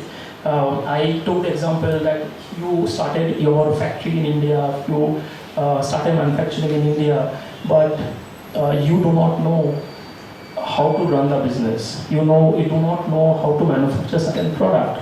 And that's how, if you pick up the phone or you drop an email to your group company asking assistance, please guide me, how do I start my manufacturing process, how do I train my workers, that's a service which the group is providing. So you are liable to make a payment to them, right? So service can be anything, but for which there should be a rightful compensation. Very important to note one more point, please. Very important is transfer pricing will not ask you to reduce your taxable income. When I say taxable income, let me give you an example.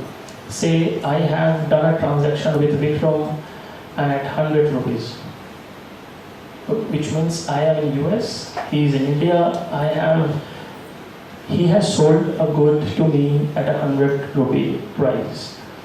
If I go to the market and I see that the market value is 80 rupees, what does that mean? It means that Vikram has sold a higher price to me. He is in India, so he is paying higher taxes. So will the government go and tell Vikram, see, you have sold the goods at a higher price, please reduce it to 80 and pay less tax? Will the government say that? No, right? Because the basic mantra of transfer pricing is to prevent base erosion, right? To save the tax exchequer. If by applying transfer pricing regulations, there is a reduction in your tax liability, they will not ask you to do that. clear?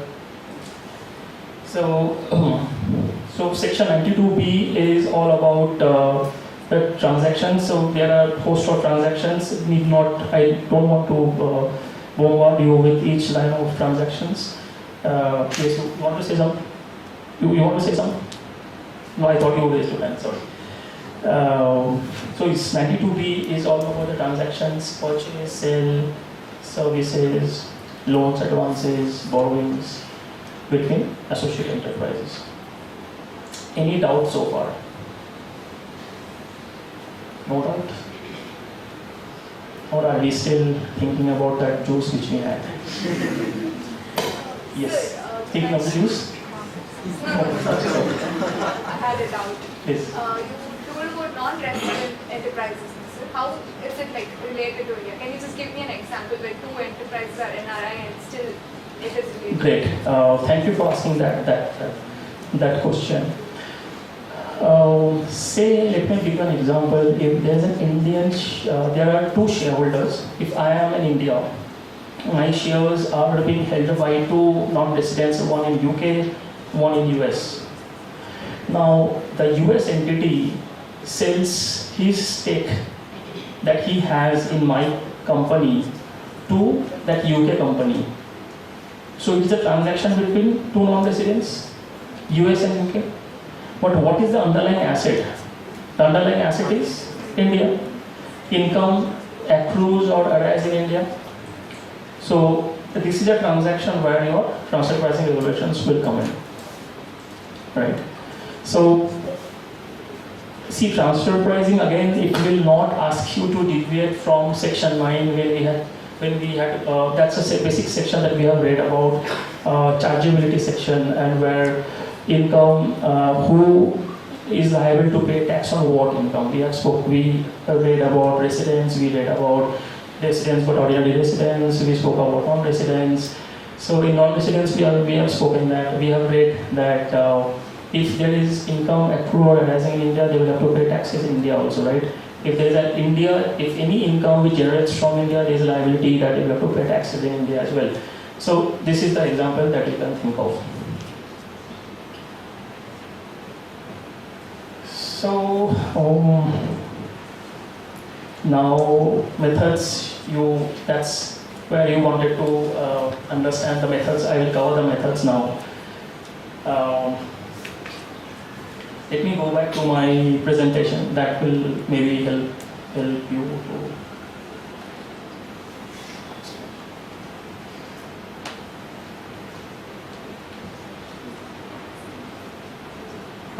before I go to the methods, there is one more important concept which is deemed international transaction.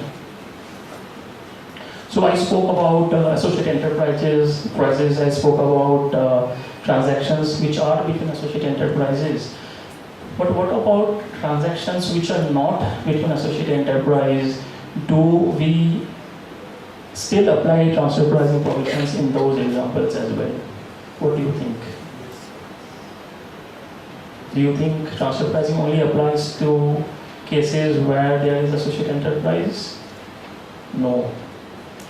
Why do you think? You have any idea, or can you apply any normal logic? Why do you think it can still apply to non-associated enterprise transactions as well? It is not at arm's length. If it is not at arm's length, okay, I will come to that. To an extent you are right. There can be a mutual agreement between those two. Yes, your name please? Tejas. Thank you, Tejas. Tejas is absolutely right. He just mentioned that there is a mutual arrangement between non-associated enterprises, and if that is the case, then of course transfer pricing regulations do come in. Let me help you with an example over here, right on your screen. There are two cases over here, one on your left, one on your right. Case 1 is an example where you can see company D and company C both are outside India. Company D is an associated enterprise of company A. Company A and company B are in India. Company D is an associated enterprise of company A. Company C is an associated enterprise of company B. let me pause over here. Just look at the example. First, you will have to understand the structure if it is little confusing. So D, C are overseas entities, A, B are Indian entities, D and A are AEs, C and B are AEs. So there is no indirect holding. So I am not saying that even D and C are related, even A and B are related, no. Only D and A are related and C and B are related. In this case, say a transaction happens between A and B in India, which means it's a third party transaction because A and B are not associated enterprises. But if the terms and conditions are being determined by D and C previously, before A and B could enter into the transaction, how does it work? Say me and Vikram both are in India now. Me and Vikram, our holding companies are in US. Vikram's holding company is in US. Even my holding company is in US. Me and Vikram wants to enter into a transaction. So we both are non-related, we both are non-associated enterprises. In our general parlance, transfer pricing should not trigger, but the prices at which or the terms and conditions at which we will have a transaction are being told to us by our independent parents. Okay, my parent told me that, see, you will have to do a transaction with Vikram at a price because I have already committed to Vikram's parent that you will have to do a transaction at this price or at these conditions, which means my transaction is being governed or is being done between my parent and his parent. In this scenario, it will be termed as a deemed international transaction. Right? Very important when you go back to your articleship days, when you talk to any of your clients which has an overseas presence, now you know which question to ask. Suddenly go and bombard them with this kind of question, they will be stuck. What happened to her? What happened to him? Why is asking me these questions? And these questions are very, very valid because as an auditor, we do place, as a transfer pricing auditor, we place reliance on the signed financials. We do not do statutory audit. We place reliance on signed financials. But that does not mean that since financials are signed, we have no authority to go and ask them. We have all the right to ask them why it is not done or why it is done in this manner. And if it is not being done in the rightful manner, we have all the right to ask the questions. On your right, case 2 is a simple scenario where company C is in overseas, company B and company A are in India. B and A are unrelated. Now, transaction between B and A are being conducted in a manner that the group company of company B tells B that we will have to do a transaction with company A basis the terms and conditions as told to you by me. It's confusing over here, right? It actually sounded me to like that there was a meme, right? There was one Swami was telling me, it is me who is me, something me. There are a lot of me's in that, right? So don't get confused. So the ultimate underlying message that I want to give you is that if my transaction with an unrelated domestic party is being governed by a prior agreement or a mutual arrangement, as Tejas mentioned, is being done by my parent, by group, it is a deemed international transaction. Clear? Any doubt? Let me go to the methods, very important. So now we have discussed about AEs, we have discussed about transactions, now we will come to the price. So very important, अब कौन सा price में होगा transaction determine करना, very important to understand that. First method, so transfer pricing regulations do not give you a hierarchical manner of selection of methods.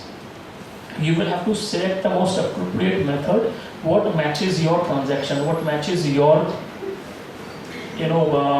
conditions that you have done your transactions with. The first method is comparable uncontrolled price method. Anybody in this room have any idea on what you mean by comparable uncontrolled price? You can just read the word, close your eyes and just talk to your mind, say comparable uncontrolled price. क्या होता है? Very simple. Yes, please. So if two parties are transacting for the similar product or service, if I had to buy it from a third party, what price would I buy that? And in similar conditions or circumstances. So the Great. CUP should be in accordance with that. And we have to make necessary adjustments for the differences. Great. Sorry, your name I couldn't. Srinidhi. Thank you, Srinidhi, for that. I hope you have heard what Srinidhi mentioned about. She mentioned about transactions which involve similarity of goods and services plus certain adjustments. To one extent, she is correct. I will just tweak it a bit. I will say not similar but same. Comparable uncontrolled price, very important to note that your product and services has to be the same product and same services. When I say same and when I say similar, there is a difference. Your product, your services has to be, there's an apple-to-apple comparison, right? There can be an argument of different types of apple, but ultimately the product is the same product, not similar product. I will not say I want to eat something sour. Instead of grapes, I'll have oranges. I cannot do that. I will have to compare oranges with oranges. I'll have to compare grapes with grapes. So this is the most direct comparison of transfer pricing methods, comparable uncontrolled price. This is a method, I'll say the only method which compares the prices of the product. Very important, please make a note.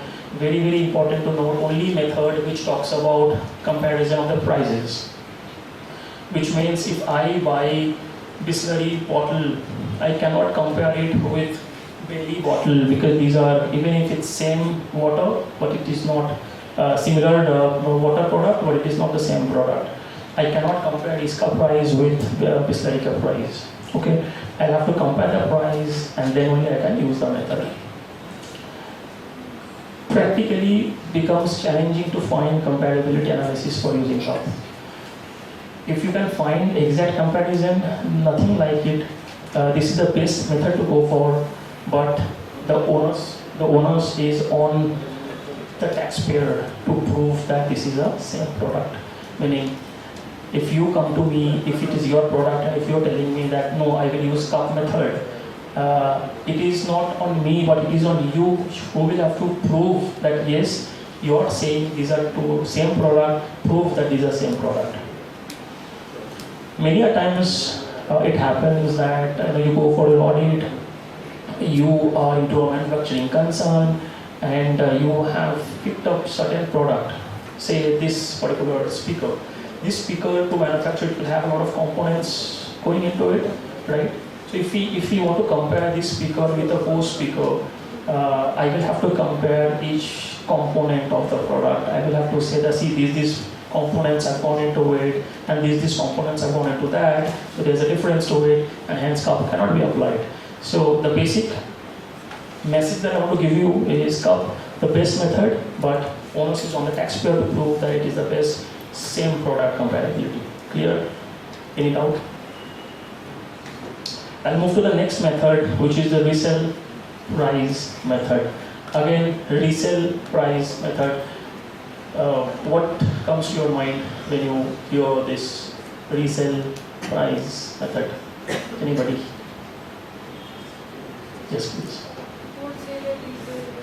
Wholesaler, retailer. Okay, can you elaborate a bit more? You purchase and then you resell. Great. Good, thank you for that. Rightly mentioned, it is all about resell. When do we resell? It is all about when we buy and then we sell. That is as simple as resell, which means it's a distribution model. It's any business model which involves a distribution activity. What do we understand by distribution activity? Distribution activity is nothing but I buy from someone else, I give it to you. I buy from Upendra, I give it to her. Right? I am acting as a distributor. He is a manufacturer, I am a distributor. So if I am applying a transfer pricing method, I can go for resale price method. Right?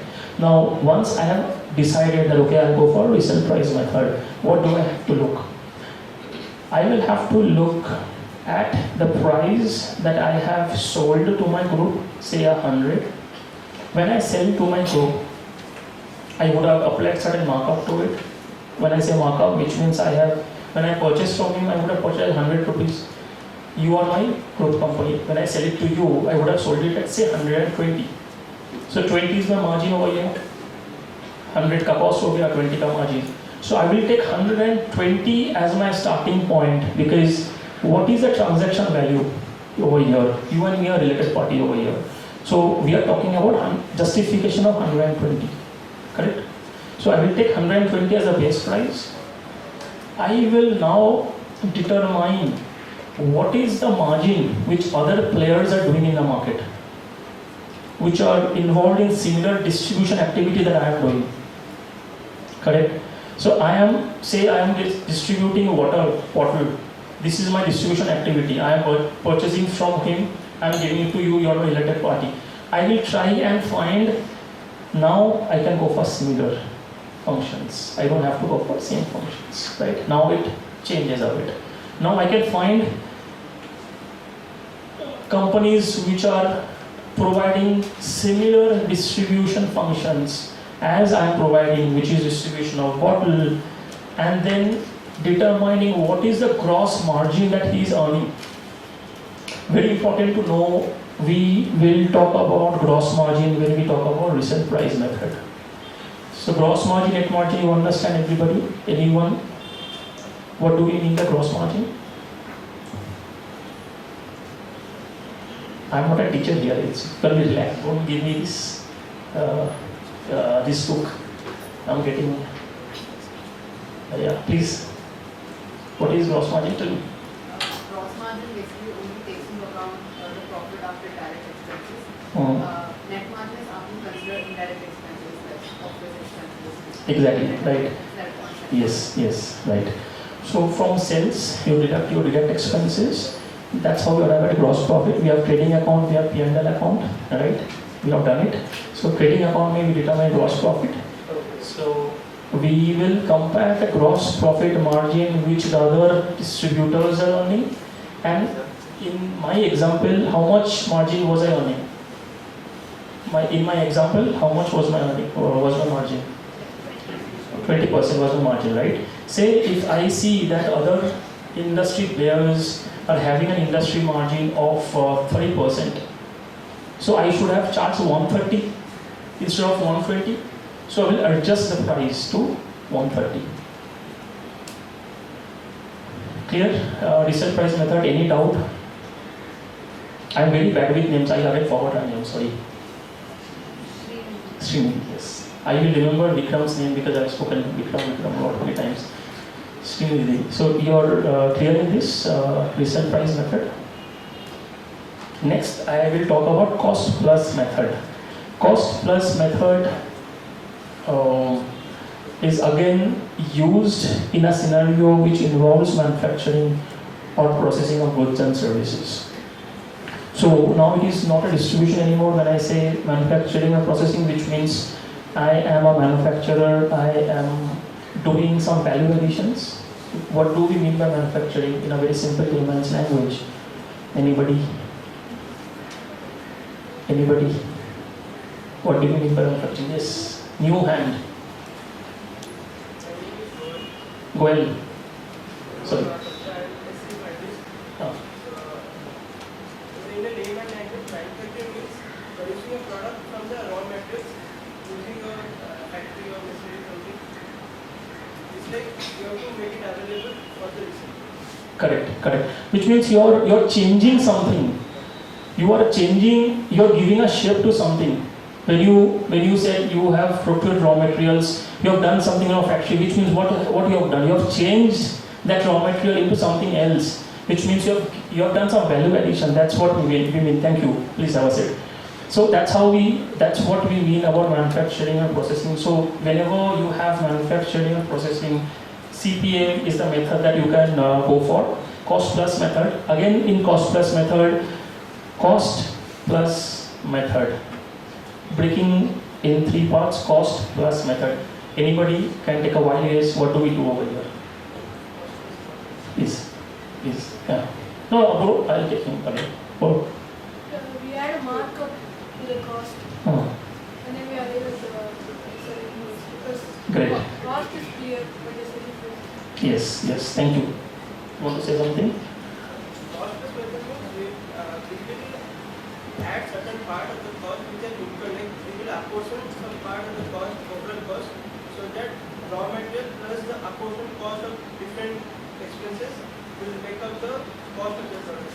Yes. So I will mix both the answer and I give the final answer. So he mentioned that we will arrive. Please tell us it. We will arrive at a cost. So it says cost plus method. Whatever cost that I have incurred for manufacturing the product. So what I'm doing here over here, I am manufacturing this water bottle and I am selling it to her. Whatever say my cost was 100, I am selling it to you at 120. I'll take the same numerical example. My cost is 100. I'm selling at 120. So 20 is my markup. So I will take 100 as my base. Now I will identify similar manufacturers or processors in the industry to arrive at a gross margin again.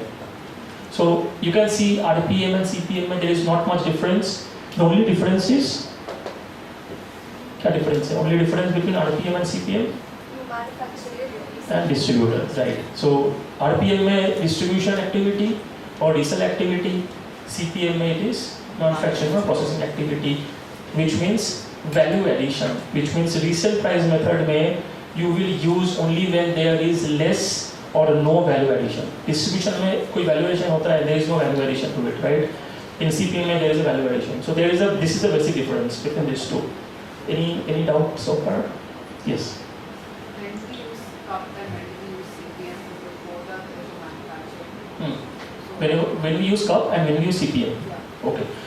So again, cup में what we discussed about comparing the price, and that price has to be for the same product. So if you can justify, as I said, the onus is on the taxpayer. If she can justify that she has the same product that she is manufacturing and she is able to demonstrate that someone else is also manufacturing the same product, and then she can compare her product with his product. If you cannot justify or demonstrate the similarity of the product, then you cannot apply cup. So cup can be applied, let me make it very clear, cup can be applied in any transactional form. When I say any transactional form, just RPM equals for distribution, CPM equals for manufacturing. Cup may you can apply it in both the scenario, but only if you can demonstrate the product or services are same. So if you see cup method, basically the simplest of the example which I can give now is we have the mango season, right? You have variety of mangoes in the market. You have Ratnagiri, you have Baganpalli, you have Alfonso, right? Each has different varieties. Can you compare a Ratnagiri with an Alfonso? The answer is no, right? Because the price is also different, the variety is different, right? So when you do a similar kind of comparison for any kind of product, cup is predominantly, you see, generally as an industry practice is applied in products when there is a sale of products, purchase of products, predominantly. While it can be applied in services, but that is at a different level, but products is there. So simplest of the example is, let's say a Nagpur orange being compared with any other orange, or Himachal apple being compared with any other. So if you are selling a Himachal orange, can you compare it with any other oranges or apple? Sorry, the answer is no, right? So that is the level of comparability. It is very strict. You have to apply the same quality, same product for comparison. If you don't get that, you cannot apply in any sense. So you'll have to reject it. Cost plus method is predominantly, if you see, applied where you have services, where you are rendering services, where there is, let's say, Abhishek was talking about manufacturing process. You are rendering some services, you are giving some services. So you will see generally the application is cost plus. And resale is predominantly, while there can be certain tweaks, but it is only applied in a buy-sell kind of scenario. You're buying, not doing value additions. There can be certain value additions. So, but it will always be applied on a buy a sell or resell price or a distributor model. That's it. I think the three differentiation is cup only specific products, very strict comparability, otherwise it will be rejected. Cost plus predominantly services, and resale price is for the retailers, distributors. Whether it's a value addition, non-value addition, we can have another discussion on that. It's a little complex, but simplicity, if you have to understand, this is the three differentiation between the three methods. Is it clear? Thank you. The balance two methods are profit split method. Profit split method is majorly used when there is a intangible properties that are involved in any transactions. When I say, I'll take a very simple example, we will not get too deep into it. If me and her both associate enterprise are dealing with an intangible property, using that intangible property, if we both say manufacture a certain product and we now sell the product, right? We will have some profits out of it or some benefits out of it.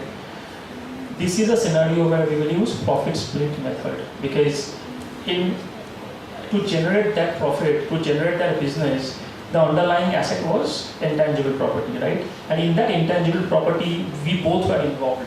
It's not me who was involved alone, it was her who was also involved. So in this scenario, profit, we will split using an appropriate basis of the contributions that we both have made to the IP. Clear? It's little complicated when it comes to real-time applications. You might not get in real life, at least in India.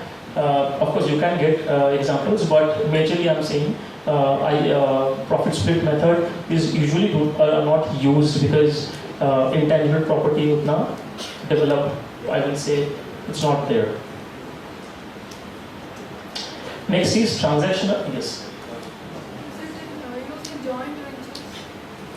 Joint ventures in intangible property. If you do that, then so your underlying property should be intangible property. If you have joint venture arrangement, but you are doing the development of the IP, then PSM can be used. So intangible property aate hi, your mind should click it, we can use PSM.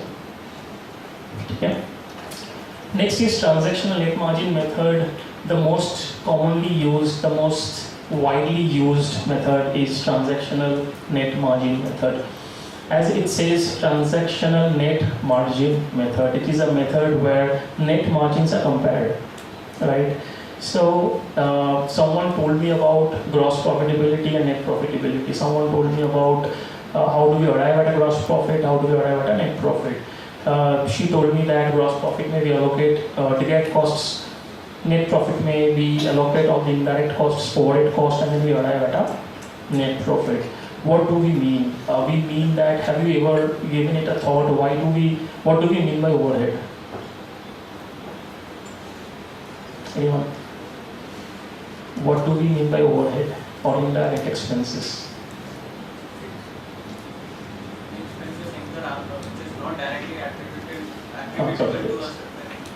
Correct. Which is not directly attributable to a certain product, as simple as that. So when we come down to net level analysis, right, we are actually balancing out. When I say balancing out, say for example, I am doing my business of bottles. She is doing her business of bottles, but of a different bottles. I am manufacturing Pepsi. She is manufacturing Coca juice. That we had. But will I compare our profitability gross level? The answer is no, because she will have certain direct costs which will go into Coca procurement, Coca manufacturing, etc. I will have a different cost component when it comes to gross level. But when it comes to net level, it all equalizes, right? Meaning your profitability might be different. My profitability might be different, But at the end of the day, when it comes to net level, all the expenses gets allocated in the P&L, right? So when we use TNMM, that's why it is the most widely used, that even if there is any differences in the functional profile, using this method can take care of those differences. Because in the other two methods when we spoke, cost plus method and resale price method, we compared to gross profit, which means your cost has to be directly proportional to the gross profit margin. So just coming to the mangoes example, while we rejected cup method because there are different varieties of mango, but let's say somebody who is a businessman selling mangoes or shop owners, the product is same, right? It's the same mangoes, whether it's a different variety or not. So how much efforts he takes to sell the mango in the market is a determinant criteria for the TNM approach, the transactional net margin method. So how much profit he is making, like the price of the product can be different, but ultimately there would be some sales cost, there would be some other admin cost which he would incur to sell that, right? So ultimately, as a vendor for mango, how much profit I would be making by selling that is comparable under the TNM method. While we rejected cup because the price cannot be compared, but on an overall, it is falling under the same bracket of mangoes as a product or oranges as a product, right? So that is where the comparison can be done on TNM, where you take all the cost for comparison purpose. That's the simplistic TNM approach.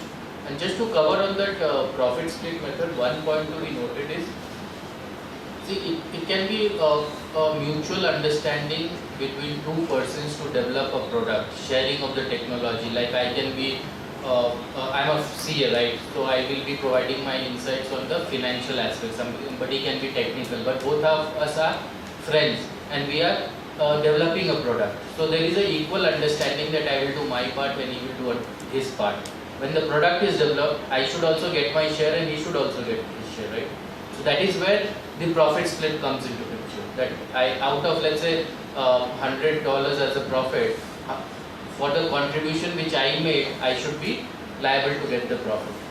And when that product is being sold or the IP is being sold, intellectual property which we say, I should also be remunerated for that. That's a simplistic example if you have to understand. Clear? ये सब exam में आ सकता है. So please ask questions as we were emphasizing that any doubt, please feel free to ask then and there itself. Please clear any doubt. If you have any doubt, if you don't want to ask now, maybe you can reach out later as well.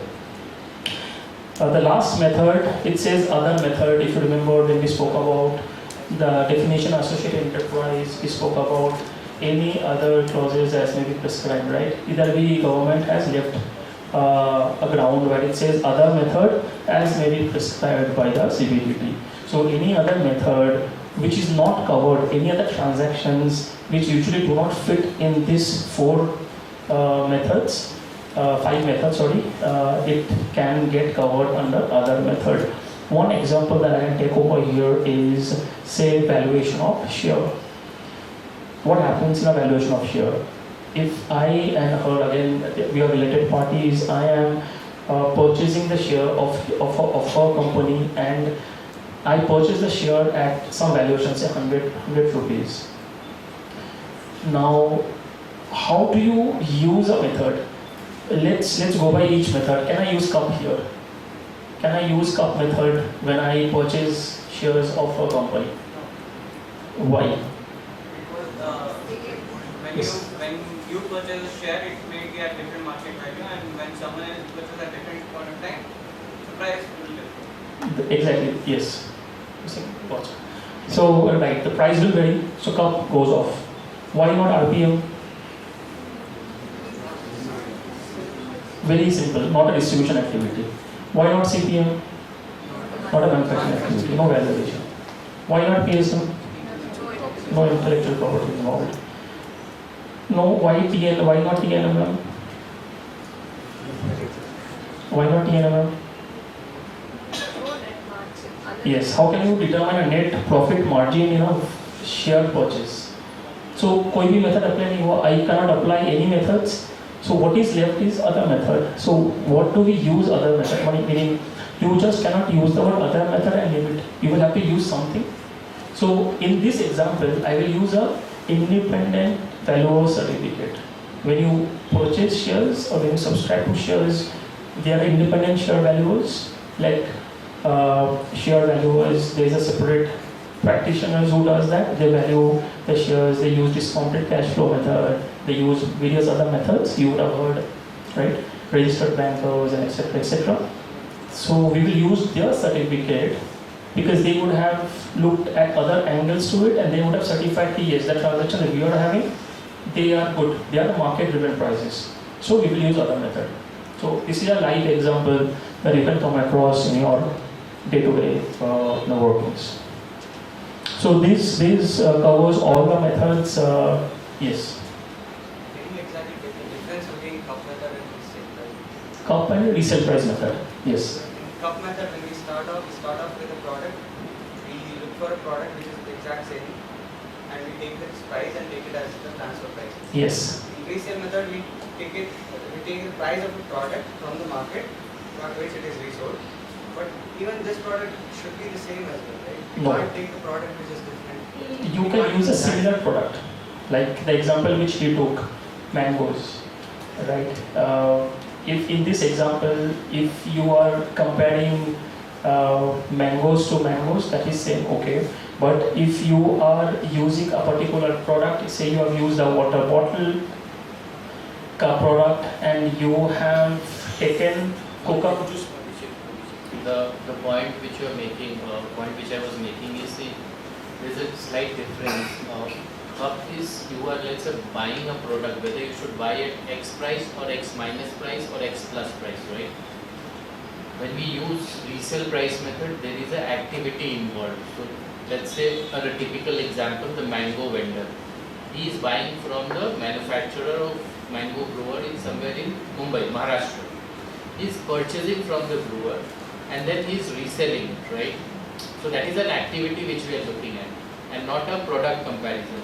He is buying and his activity per se is distribution. So he will buy at 100 and he is selling it in Bangalore at 150 per kg, right? So the margin which he is making is 50. So that's an activity which is being compared, unlike the cup method where you are comparing the product.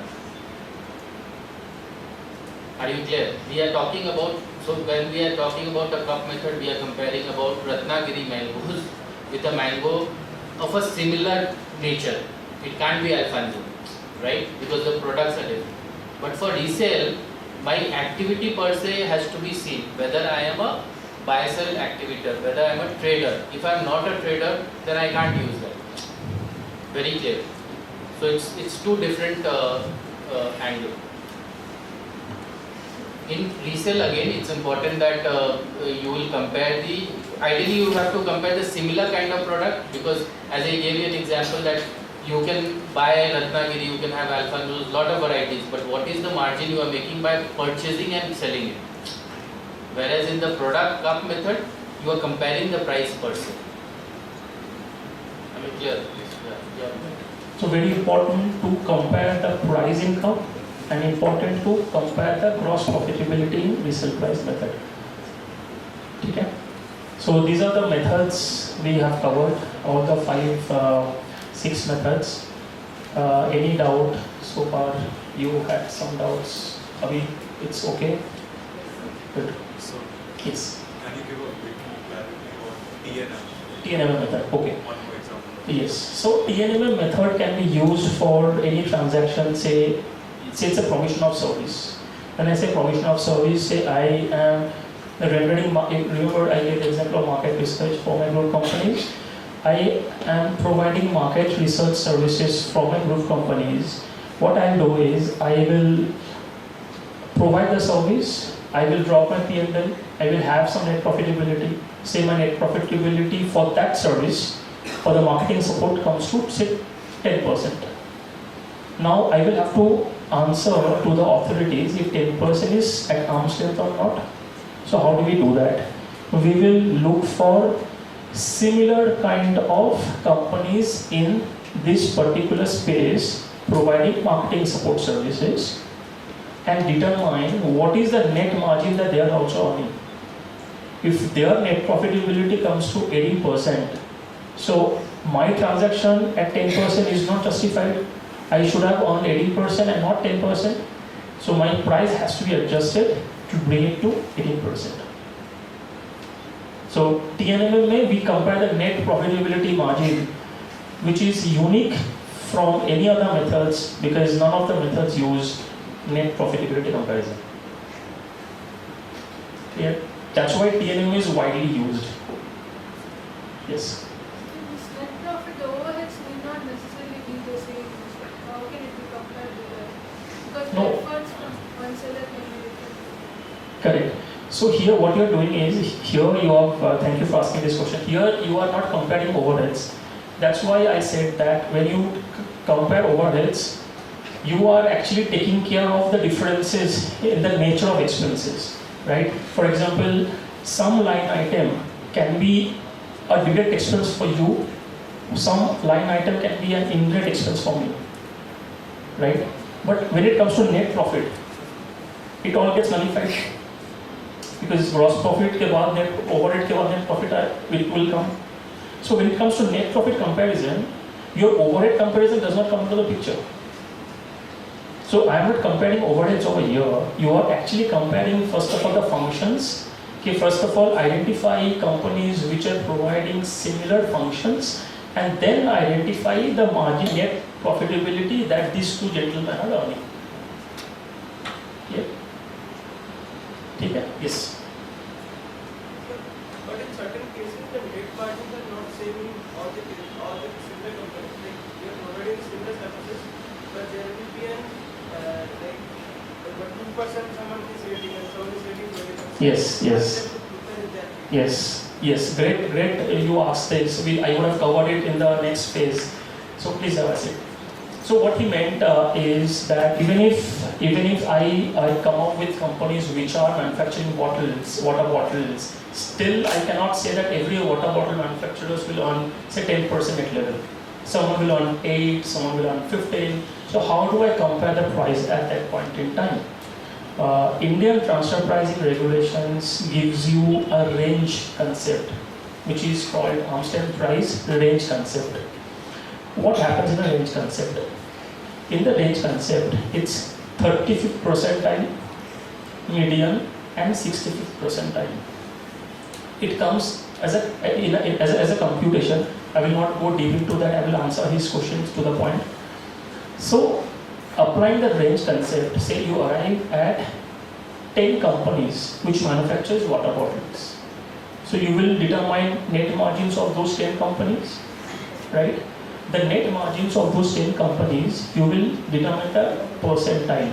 The lowest percentile is 35th percentile, then the 65th percentile. Anywhere if you fall between these two range, you will be at arm's length. To give you an example, if your 35th percentile is say 5% and 65th percentile is say 12%, so anywhere you can fall between 5 to 12. If you earn anywhere between these two, 5 to 10, you will be at arm's length. Clear? Because this is a genuine question that anybody can have, that how can you have same percent? Transfer pricing is not asking you to earn same percentage. So India, where no one will have an incentive to do business, right? If everybody earns same percentage, then no one will have the incentive to invest in India or invest in that product, right? That's how range concept was introduced. So, next I will, once you have determined associate enterprise, once you have determined the transactions, once you have determined the methods, now what do we do? After doing all this, what do? We will have to report those transactions. So we report it using an accountant's report called Form 3CAEB. Anybody heard of this form? In the article sheet is form, yes, you have heard of this form. When do we file usually? Have you filed it ever? So it's filed along with the 3CA or 3CA, 3CB or 3CB. Okay. She has used certain alien words which which will. Along with the tax audit report, you have to Yes. file a 3C report. Right. Yes. For transferring money from another country. Sorry, please come again. For transferring money To transfer money to other company. This is what we are discussing about transfer pricing here. Why we cannot simply transfer. So your question was, how do we transfer money, or sorry? receive funding for transferring money from another countries. 3CEB you said? 3C forms. 3CAA forms. So 3CAA forms is what you said, right? Achha. So 3CAA form is a different form. Of course, comes in a transfer pricing gamut of services. That is a form of called master file, which I will not cover here because that's advanced level of transfer pricing, which I don't intend to cover. If you guys desire us to know all that, we can take a separate session on that. But yes, that's one of the way to fill that form to address that particular gap, to answer your question. So once we have arrived at the methods and the pricing, everything, we file Form 3CEB. It is usually filed on 31st of October of the assessment year, which means if for financial year 22-23, I will file that form on 31st of, on and before 31st of October 2023. So in that form, whatever we discussed, the methods, the pricing, all these things goes in that form.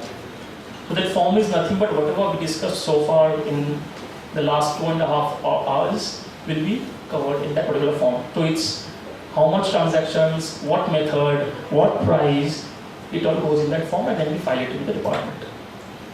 Okay.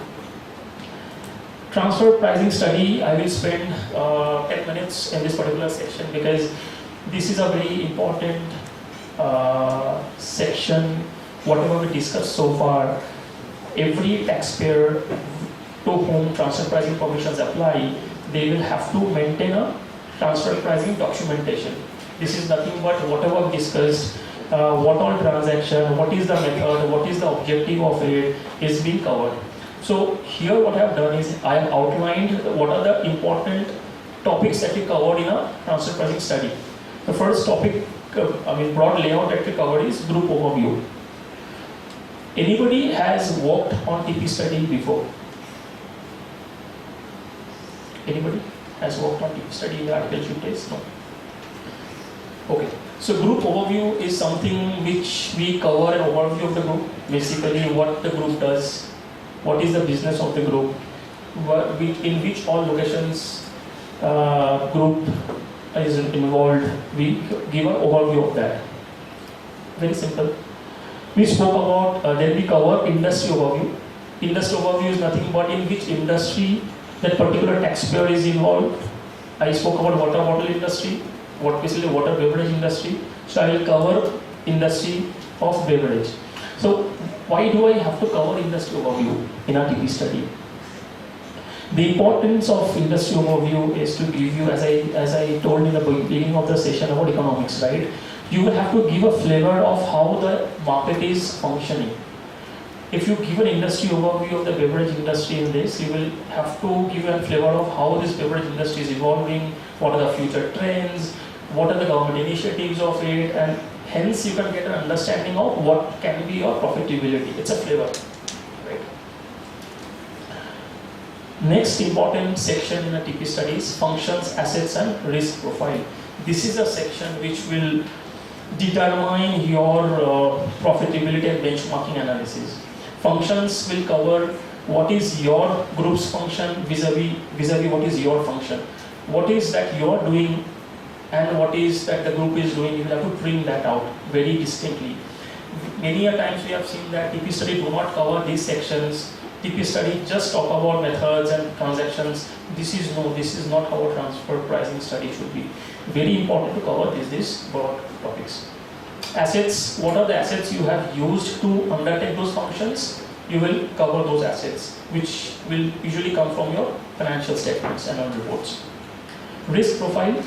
Risk profile meaning what are the risks that you have undertaken in undertaking those functions and applying those assets. A risk can be if I sell to my related party Credit risk, you would have heard of credit risk. What do we mean by credit risk? Credit risk is a risk which, say, if I sell to her, I know that she will ultimately pay me, right? But if I sell to Vikram, which is not related to me, Vikram might not pay me. So there is a credit risk involved. So this section talks about various risk profile. Again, not talking deep on the various risks, but risk profile gives you a flavor of your appetite to high-end functions vis-a-vis low-end functions, and which will again define your profitability that you should get. Next is overview of the transactions. This is the section which gives you which all transactions you have done with your group companies. You give an understanding of the functions. You give an understanding of the transactions that you have done. Economic analysis, again, very, very important. So far we have spoken about transactions. So far we have spoken about the functions. Now you will have to tell them this net profitability we spoke 10%, margin, range. This is the section which talks about that. This section is why it is important. This section is important because it gives you a flavor of what are the other industry players are earning. Say for example, you are using TNMM method, you will have to understand what the other players are earning. So how do you determine that other players' margin? We have spoken about database access. If you remember, initially we spoke about some databases that we access, premium databases, which Big Fours and non-Big Fours, etc., that story. So we have certain databases that we use to extract the financial results, which are of course publicly available data. We extract those data and we analyze their financials, we apply certain filters, and we then arrive at a net profit margin. And then we compare those margin with the margin which your taxpayer is earning. And that's how you prove that if you're at an arm's length or not. Okay? Was I speeding through this particular section? The answer is yes. I know that I'm speeding through because I know it's Friday evening and I don't want to hold you guys back. You guys will have plans. Of course, I also have plans, so it's good to have. So these are certain audit process. Audit process, what usually happens is that you file a return of income. After filing the return of income, it goes through the normal audit process. Audit process में क्या होता है कि you file your return of income, you file your form 3CV. After that, the transfer pricing officer can pick up your case, can ask you certain questions, asking you to justify your transaction, and then you justify your transactions. And if they are not convinced, they will pass an order. To argue on that order, you will go to some higher authority, so on and so forth. So first comes transfer pricing officer level. उसके ऊपर it comes dispute resolution panel. At the same level it comes commissioner of income tax appeals. उसके ऊपर आता है income tax appellate tribunal, and उसके ऊपर आता है high court, and of course उसके ऊपर कौन आता है? Supreme Court. And over that, huh? Who comes? International Forum. Arbitrator. Great, good. But India may, of course, beyond Supreme Court, then you will have to go to international courts, right? So we'll not spend much time in these assessments, because assessments, as I said, is a separate session for altogether, because you will have to understand a lot of topics. Now comes the most important topic: careers in transfer pricing. So I think we all are very, very curious to know. You have wasted our almost 2.5 hours of Friday giving us lecture of what is transfer pricing, what not. So what do we gain? If I walk out of this room, what do I tell myself? What do I tell my friends? Where were I doing on a Friday? The answer is this particular slide. The answer is that yes, you have a promising career in transfer pricing. As I told you my example, when I started my TP career, I didn't know. I just raised my hand because I thought I will have lesser competition, and even after 10 years, I am actually very enthusiastic in learning TP. Every day we are learning TP. Consultancy firm, it's a no-brainer that you can go to any consultancy firms It can be a big four. When we say big four, we have big four consulting firms in India. You can go to non-big four firms because there are a lot of other tier 2 practitioners. There are tier 2 firms which does TP practices. You can go there as well. You can have your own practice as transfer pricing. Somewhere in the future, if you feel that you can drive a TP business of your own, then of course, because the big four was not a big four when it started, right? Someone started it. Someone took the initiative that I can do it, and that's how we have different audiences. We have some squirrels, they want to know how they can understand TP. You can see there we have different audience as well. Anyways, so consultancy firm we have covered. We have government bodies. What do we do there?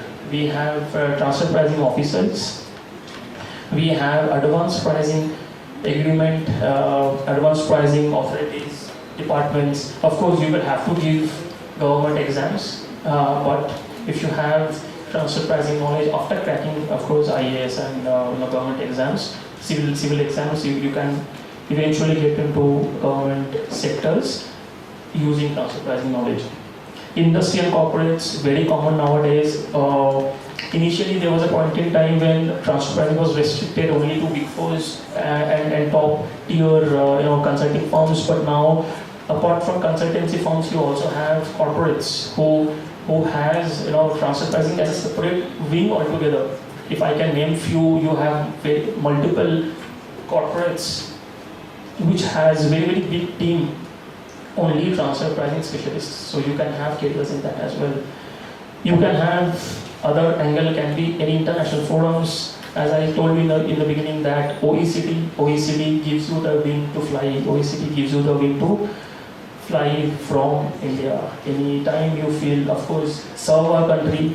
You guys are young, bright CAs, of course, but transfer pricing gives you that wing to fly. Transfer pricing gives you the option to explore your career outside India as well, because we follow OECD guidelines and OECD is followed by developed countries. So whatever knowledge you get in transfer pricing, you can apply anywhere in the world.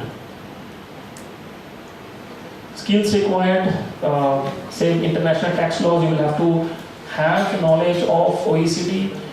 Don't think that you will have to memorize, going back and start memorizing OECD. Not possible. Even now I don't remember each and every word of OECD, but you should have some knowledge. Try and pick that book up, try and read it and when you get time, and you will understand a lot of things in that. You will, skills required again, economics, basic understanding of economics. You should have those understanding of what is price mechanism and how general business, how is the general parlance goes about, because it's not an exact science as we emphasized. Transfer pricing regulations, of course, you will have to have understanding of what are the regulations, OECD and other tax laws. Digital skills, do not think that IT is best. But nowadays there are a lot of opportunities which transfer pricing provides you in digital market. And there are ChatGPTs which are there in the market, right? ChatGPTs, you guys all would have heard of it. ChatGPT, कुछ आ रहा है दिमाग में ChatGPT again, it's based on AI, right? Artificial intelligence, robotics. So if you have good knowledge of IT, you can excel, because analytics is the future, and transfer pricing is the future as well. Anything that you would want to ask us? I have wrapped it quickly. Don't blame me. Friday hai, so I'm wrapping it up quickly. Any questions? Please feel free to ask now, or if you want to get in touch with us for any doubt, any clarifications, any guidance, please do not hesitate to. And we are just a call away or text away. Please do reach out to any one of us for any clarifications. That's all from our end, from my end, and I must appreciate that. Thank you all, because as I said that I did not prepare anything when I came here. I thought I'll just have an interactive session, and you guys are all all very supportive in terms of not asking questions which I have not prepared for. But I would have loved to have those challenging questions because that's how we all learn and know. But yes, jokes apart, I hope that I have not bored you with my speech. And again, once again, thank you and have a lovely career in the future.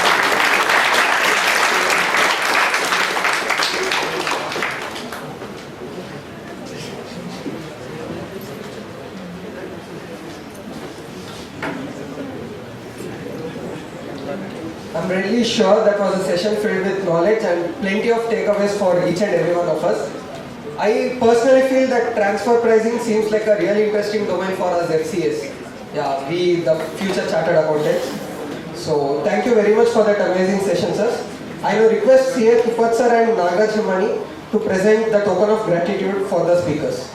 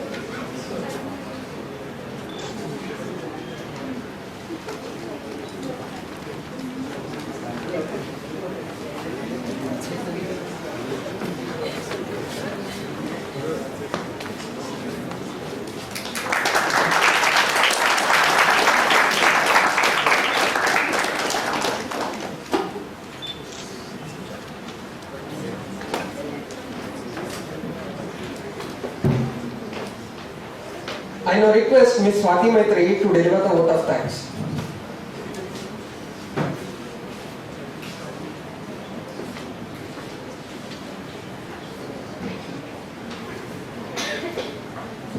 Thank you, Aditya.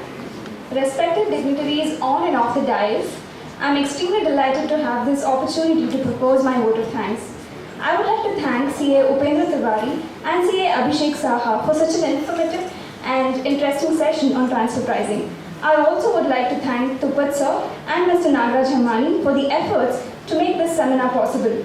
Last but not the least, I would like to thank each and every one of you for attending and participating in this seminar and making it a successful and a meaningful one. Thank you so much, everyone. Before we wrap up today's session, a small announcement. The AGM of SICASA will be held in the next month, that is July. Requesting everybody of you to participate in the meeting, and interested participants can even become part of the committee. So please stay connected with SICASA on the social media platforms to gain more information. We are always ready to help. I request everybody to come over here and let us take a group picture.